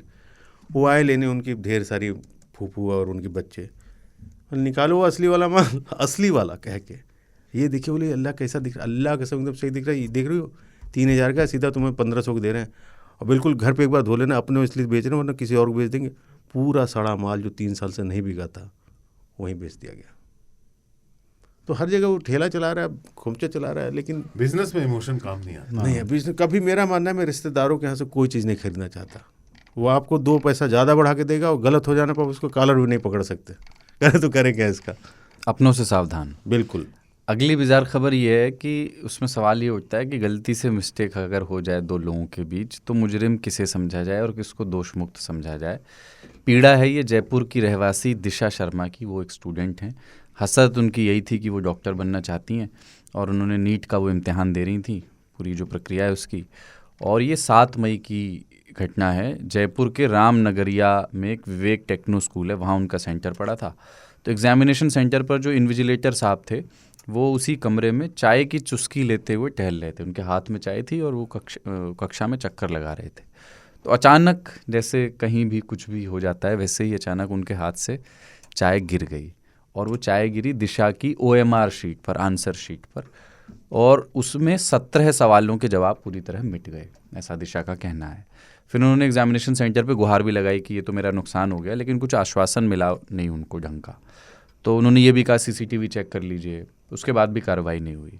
उसके बाद दिशा राजस्थान हाई कोर्ट पहुंची हैं। उन्होंने अर्जी दी है, न्याय की मांग की है और हाई कोर्ट ने दिशा की ओरिजिनल OMR शीट समेत सारा रिकॉर्ड उनसे मांगा है और प्रिंसिपल को भी तलब किया है कि उनसे पूछा जाएगा। ये दिशा को कौन दिशा में लेके चला है बटोहिया। दुर्घटनाएं तो कहीं भी हो जाती हैं। दिशा की तो दशा ही बदल के रख दी एक चाय ने। लेकिन नीट वालों एक एग्जाम नीटली नहीं ले सकते। आप नीट वाले हैं या मिक्स वाले हैं? मैं दोनों हूँ। वही नीट के एग्ज़ाम मैंने बहुत दिए सर। नीट के हर एग्ज़ाम में हम पास हुए हैं। हाँ। यार मतलब दिशा के साथ सहानुभूति हो सकती है, पर लॉ ऑफ नेचुरल जस्टिस के हिसाब से उसको टाइम तो देना ही था। वो 17 सवाल वो एक नए कागज पे लिखकर देती। देना नहीं, इसमें मेरा अगर मैं रहता दिशा के पलट जाता कि अब तुम लिखोगे, हमारा तो लिख चुके थे, अब तुम लिखोगे और सही होना चाहिए। और ये इन्विजिलेटर लोग ना, उनको टहलने की बहुत आदत है। अच्छा, हाँ, ये बिल्कुल। मेरी हमेशा से इच्छा रही है कि इन्विजिलेटर हो तो विजिल रखो ना, खड़े रहो। ये क्या चौकीदार की तरह एकदम वॉक करते मार रहे हैं। हैं। हाँ। जूतों की खटर खटरी आवाज़ आपकी धड़कन बढ़ा रही है। और चाय एक ऐसी चीज है ना, पता कभी है भी क्यों गिर गिरा है? सकती है। क्योंकि वो सावधानी बरत रहा होगा। चाय लेके दौड़ जाओ तो नहीं गिरता है, लेकिन अगर कहीं पे हो कि यहाँ पे नहीं गिरना चाहिए वहीं गिरेगा। तो फिर क्योंकि गर्म कोई भी चीज, जिस चीज को आपने केयरफुली पकड़ा हुआ है ना, वही गिरती है। तो आपका दिल एक संदेश भेजता है हाथों को कि यहीं पे कागज दिख रही है, बिल्कुल वहीं पे जाने दे। मैंने, मेरा बहुत ख़राब रिकॉर्ड है नई बेडशीट्स बर्बाद करने में। जिस दिन पता है नई बेडशीट है उस दिन वार्निंग मिली है, नई बेडशीट बिछी है आज, उसी दिन।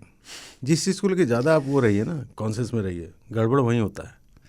जैसे वैसे शर्ट पे चाय गिर जाए तो उसको T-शर्ट बोल सकते हैं।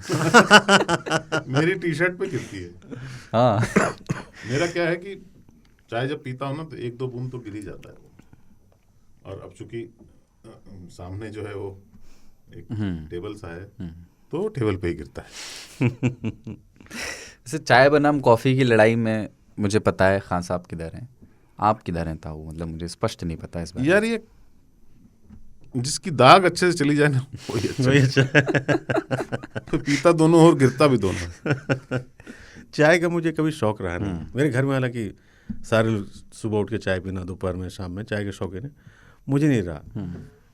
पर आप कॉफ़ी के शौकीन? नहीं, कॉफ़ी कभी मजबूरी था, क्योंकि चाय की जगह हम द्रव पीते थे रात में, तो उसको उतारने के लिए कॉफ़ी उसका एंटीडोट होता। अभी यहाँ पे कभी कभी हम लोग दोपहर में, मैं और आसिफ जी साथ में, हम लोग ब्लैक कॉफ़ी का सेवन करते हैं, पर रोज़ नहीं। हाँ। तो उस चक्कर में, द्रव के चक्कर में कॉफ़ी की भी लत लग गई। सुबह सुबह एक ब्लैक कॉफ़ी चाहिए। हालांकि अभी थोड़ा एंजाइटी वगैरह है तो कम कर दिया है, वरना एक सुबह सुबह मुझे किक मारने के लिए कॉफ़ी चाहिए, ब्लैक कॉफ़ी। अरे मेरा दोस्त घर आया, बोला मैं चाय ठीक ठाक बना लेता हूँ, तो आया कि यार ऐसी चाय आज बना दो, बढ़िया बारिश हो रही है, मन झूम उठे, तन नाच उठे। मैंने कहा भाई भैंस का दूध आता है, नागिन का नहीं। लेकिन बेस्ट चाय कहाँ, मतलब इसे याद है कि यहाँ बेस्ट चाय यार मिलती है यार, कॉफ़ी जो भी है। जैसे कटनी के रेलवे स्टेशन आप कभी जाते हैं तो हाजी साहब की दुकान है, वो 24 घंटे खुली रहती है। और हिसाब किताब ये है कि 2 घूंट वाली प्याली होती है, इतनी सी नुन्नू सी एकदम, और 2 घूंट में आप पियेंगे आपको लगेगा यार 2-3 और पी लेता हूँ, और पैसे अपने हिसाब से क्योंकि मैं बांधवगढ़ जाता था तो वाया कटनी जाता था, ट्रेन हमारी 4:30-5 बजे सुबह पहुंचती थी, तो चाय पीते थे। हिसाब ही तक जो पैसे देते, मैंने कहा पैसे के हिसाब, बोले नहीं हाजी साहब की दुकान है और 24 घंटे चल रही, रात में मतलब 4 बजे सुबह भी 100 लोग 150 लोग की भीड़, तो 500 लोगों की भीड़, वही बंदा आएगा चाय बांटा, चाय ले लो, जिसकी श्रद्धा मन में अगर आप कहे तो हाजी साहब को पैसे दे दिए, नहीं दिए। हाजी साहब का मानना है कि अल्लाह की राह में चल पड़े हैं, आज करके आ गए हैं, अल्लाह देगा और बंदा लेगा। तो चाय मुझे कटनी की अच्छी लगी। बनारस की चाय चुक्कड़ वाली होती है, 2 सिप मारी है। वैसे जो छोटे छोटे बर्तन या छोटे कुल्हड़ों की चाय होती है ना, उसमें एक साइकोलॉजिकल भी मुझे लगता है एक असर है कि आपको वो अच्छी लगती है। हाँ, जब तक बुरी लगे तब तक। हाँ, खत्म हो अब जाती ये है। चाय खत्म हो में जाती है। खुल गया है कि चाय की डिलीवरी घर पे देंगे। अरे हद है यार, चाय 2 मिनट घर पे अगर रुक जाए तो आपको मज़ा नहीं आता कि गर्म नहीं है, डब्बा में पैक करके आधी घंटे डिलीवरी हो रहा, आप पी के चाय हो। 2 मेमोरेबल चाय मेरी रही है। एक जगह है बुढ़ई, कहाँ? वहाँ पे छोटी वाली मिलती है, वो गिरिडीह अच्छा। और देवघर के बीच में। वहाँ पे एक पांडे जी हैं, उनकी चाय की दुकान पे मैं चाय, वो अद्भुत लगती है। वो इसलिए लगती है क्योंकि वो दूध जो है उनका ना लगभग लाल हो चुका होता है, इतना पक चुका होता है, वो दूध चढ़ा ही रहता है। दूध कभी भी आंच उसकी जो है एक बनी रहती है। वो कढ़ाई में पड़े ना। हाँ, और मिट्टी के बर्तन में दूध गर्म हो रहा होता है, उसमें एक सौंधापन आ जाता है और वो चाय में जाती है और वो कुछ और मिलाते हैं। मतलब और से एक चीज के बारे में मैं श्योर हूँ, वो कुछ मिलाते हैं। नहीं, मैं अभी थोड़ा मैंने चाय कम कर दी है कि दिन में 1 या अधिकतम 2, पर मैं एक समय जिसका मैंने स्वास्थ्य पे खामियाजा भी भुगता, दिन में 8 चाय पिया करता था। मतलब फिर 8 से 6 की, फिर समझ में आया कि नहीं 2 ही करनी पड़ेगी। तो मैं मतलब चाय को लेकर के मैंने टॉम अल्टर साहब मरहूम नहीं रहे, उनको देखा था, क्या चाय के लिए पागल इंसान थे वो। और चाय कैसे पीते थे, कभी भी खाते वो कुछ नहीं थे। सुबह 1 ब्रेड जैम और दोपहर में कुछ पिए, थोड़ा सा हमेशा चॉकलेट रखते थे और ये बादाम। चाय कभी भी हुजूर। तो चाय लेते थे, पी रहे हैं, सर्दी का दिन है, पौना घंटा हो गया है, चाय पड़ा है और पी रहे हैं धीरे धीरे। फिर उसको मज़ा आ गया, हम क्या है ये, चाय से कोल्ड कॉफ़ी बन गया, मतलब कोल्ड चाय हो गया, आइस टी हो गया ये। नहीं हुजूर, बहुत मज़ा। तो वो कमाल के शौकीन थे चाय के।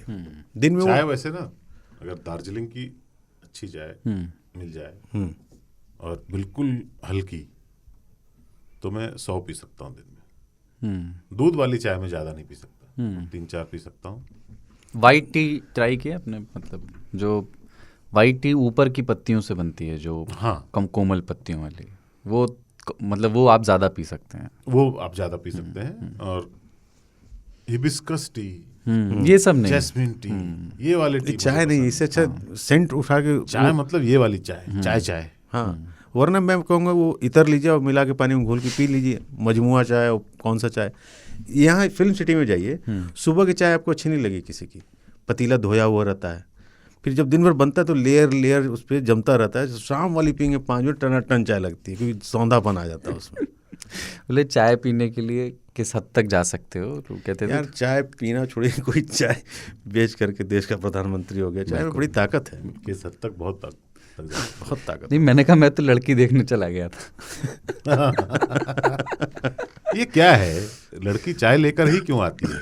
पता नहीं, मतलब ये उसको चेंज करना मांगता है। नहीं, इसलिए मैं बता रहा हूँ, मुझे जहाँ तक लगता है रेड बुल वगैरह लेके नहीं पसंद है लड़का, उधेड़ लो चाय उस पर, जला दो उसको उसी जगह की, नहीं पसंद है। मुझे तो यही लगता है, इसीलिए हथियार के रूप में दिया क्या वो है कि यार बातचीत हो रही है तभी पूरा खाना वाना क्या करना है, बर्बाद हो जाएगा। चाय से ही सारा पता चल जाएगा। और चाय वैसे वो भी होता है ना कि पहले वो कुकिंग भी टेस्ट की जाती थी ना। तो चाय और बिस्किट में क्या कुकिंग? चाय की कुकिंग से एक अंदाजा लगता होगा कि चाय कैसे बनाती है। मतलब अरे चाय वो लाती है, बनाती तो अंदर, क्योंकि मेकअप उतर जाएगा जब तक चाय बनाएगी। भारत में मंदिरों में मुलाकात, कहाँ मिलेंगे? मंदिर जैसे लगता है बिरला मंदिर आ जाइए। कानपुर में यही होता है, कानपुर में ये कॉमन है एकदम। आप सोच रहे हो लोग पूजा करने आ रहे हैं, यहाँ सबके सेटिंग चल रहा है, देखा देखी हो रही है। अच्छा, इसलिए करते थे पैसा कितना बच सुंदर जाएगा। शब्द है ये। देखने जा रहे हैं, हमारे कहते हैं वर देखुआ आवत, हाँ वर देखुआ, उसके लिए शब्द ही है। तो उसमें जान पहचान का भाव ही नहीं है, सिर्फ देखने का भाव, सिर्फ देखने का। अच्छा, बातचीत तो ये मंदिर वंदिर ये तो बहुत बाद में होगा, आप लोग बातचीत कर लो थोड़ा। नहीं नहीं, ये सब तो हमारे टाइम में भी नहीं था। मेरे बड़े भाई आज तक रो रहे हैं कि शादी होने के बाद अपनी बीवी को देखे थे, फोटो तक नहीं दिखाया गया था। ये भी जुल्म होते थे। और मंदिर वंदिर इसलिए रखा जाता है तो पैसे बच जाएंगे फालतू, नहीं पसंद आए तो अपने अपने घर जाइए, वहीं फालतू से। खर्चा नहीं हुआ। जय श्री राम। जय श्री राम। अब कल्चर बदला है, पहले लड़का लड़की अब चैट वैट कर लेते हैं, माँ बाप को लगता है सही लग रहा है तो आगे बात बढ़ाओ, नहीं तो बहा देते हैं उसी जगह बात को। ये जो स्पिल करने वाली जो बात है ना, ये कि कुछ गिर गया और ख़ासतौर से लिक्विड, मेरे एक दोस्त एक बार ऑलिव ऑयल का सेवन कर रहे थे, रशियन जो वो होती है वोदका, तो बोले कि यार वो डाला हुआ था ग्लास में और वो गिर गया, तो बोले it was an absolute loss. एक ब्रेक ले रहे हैं और उसके बाद अगले विषय पे बात करेंगे।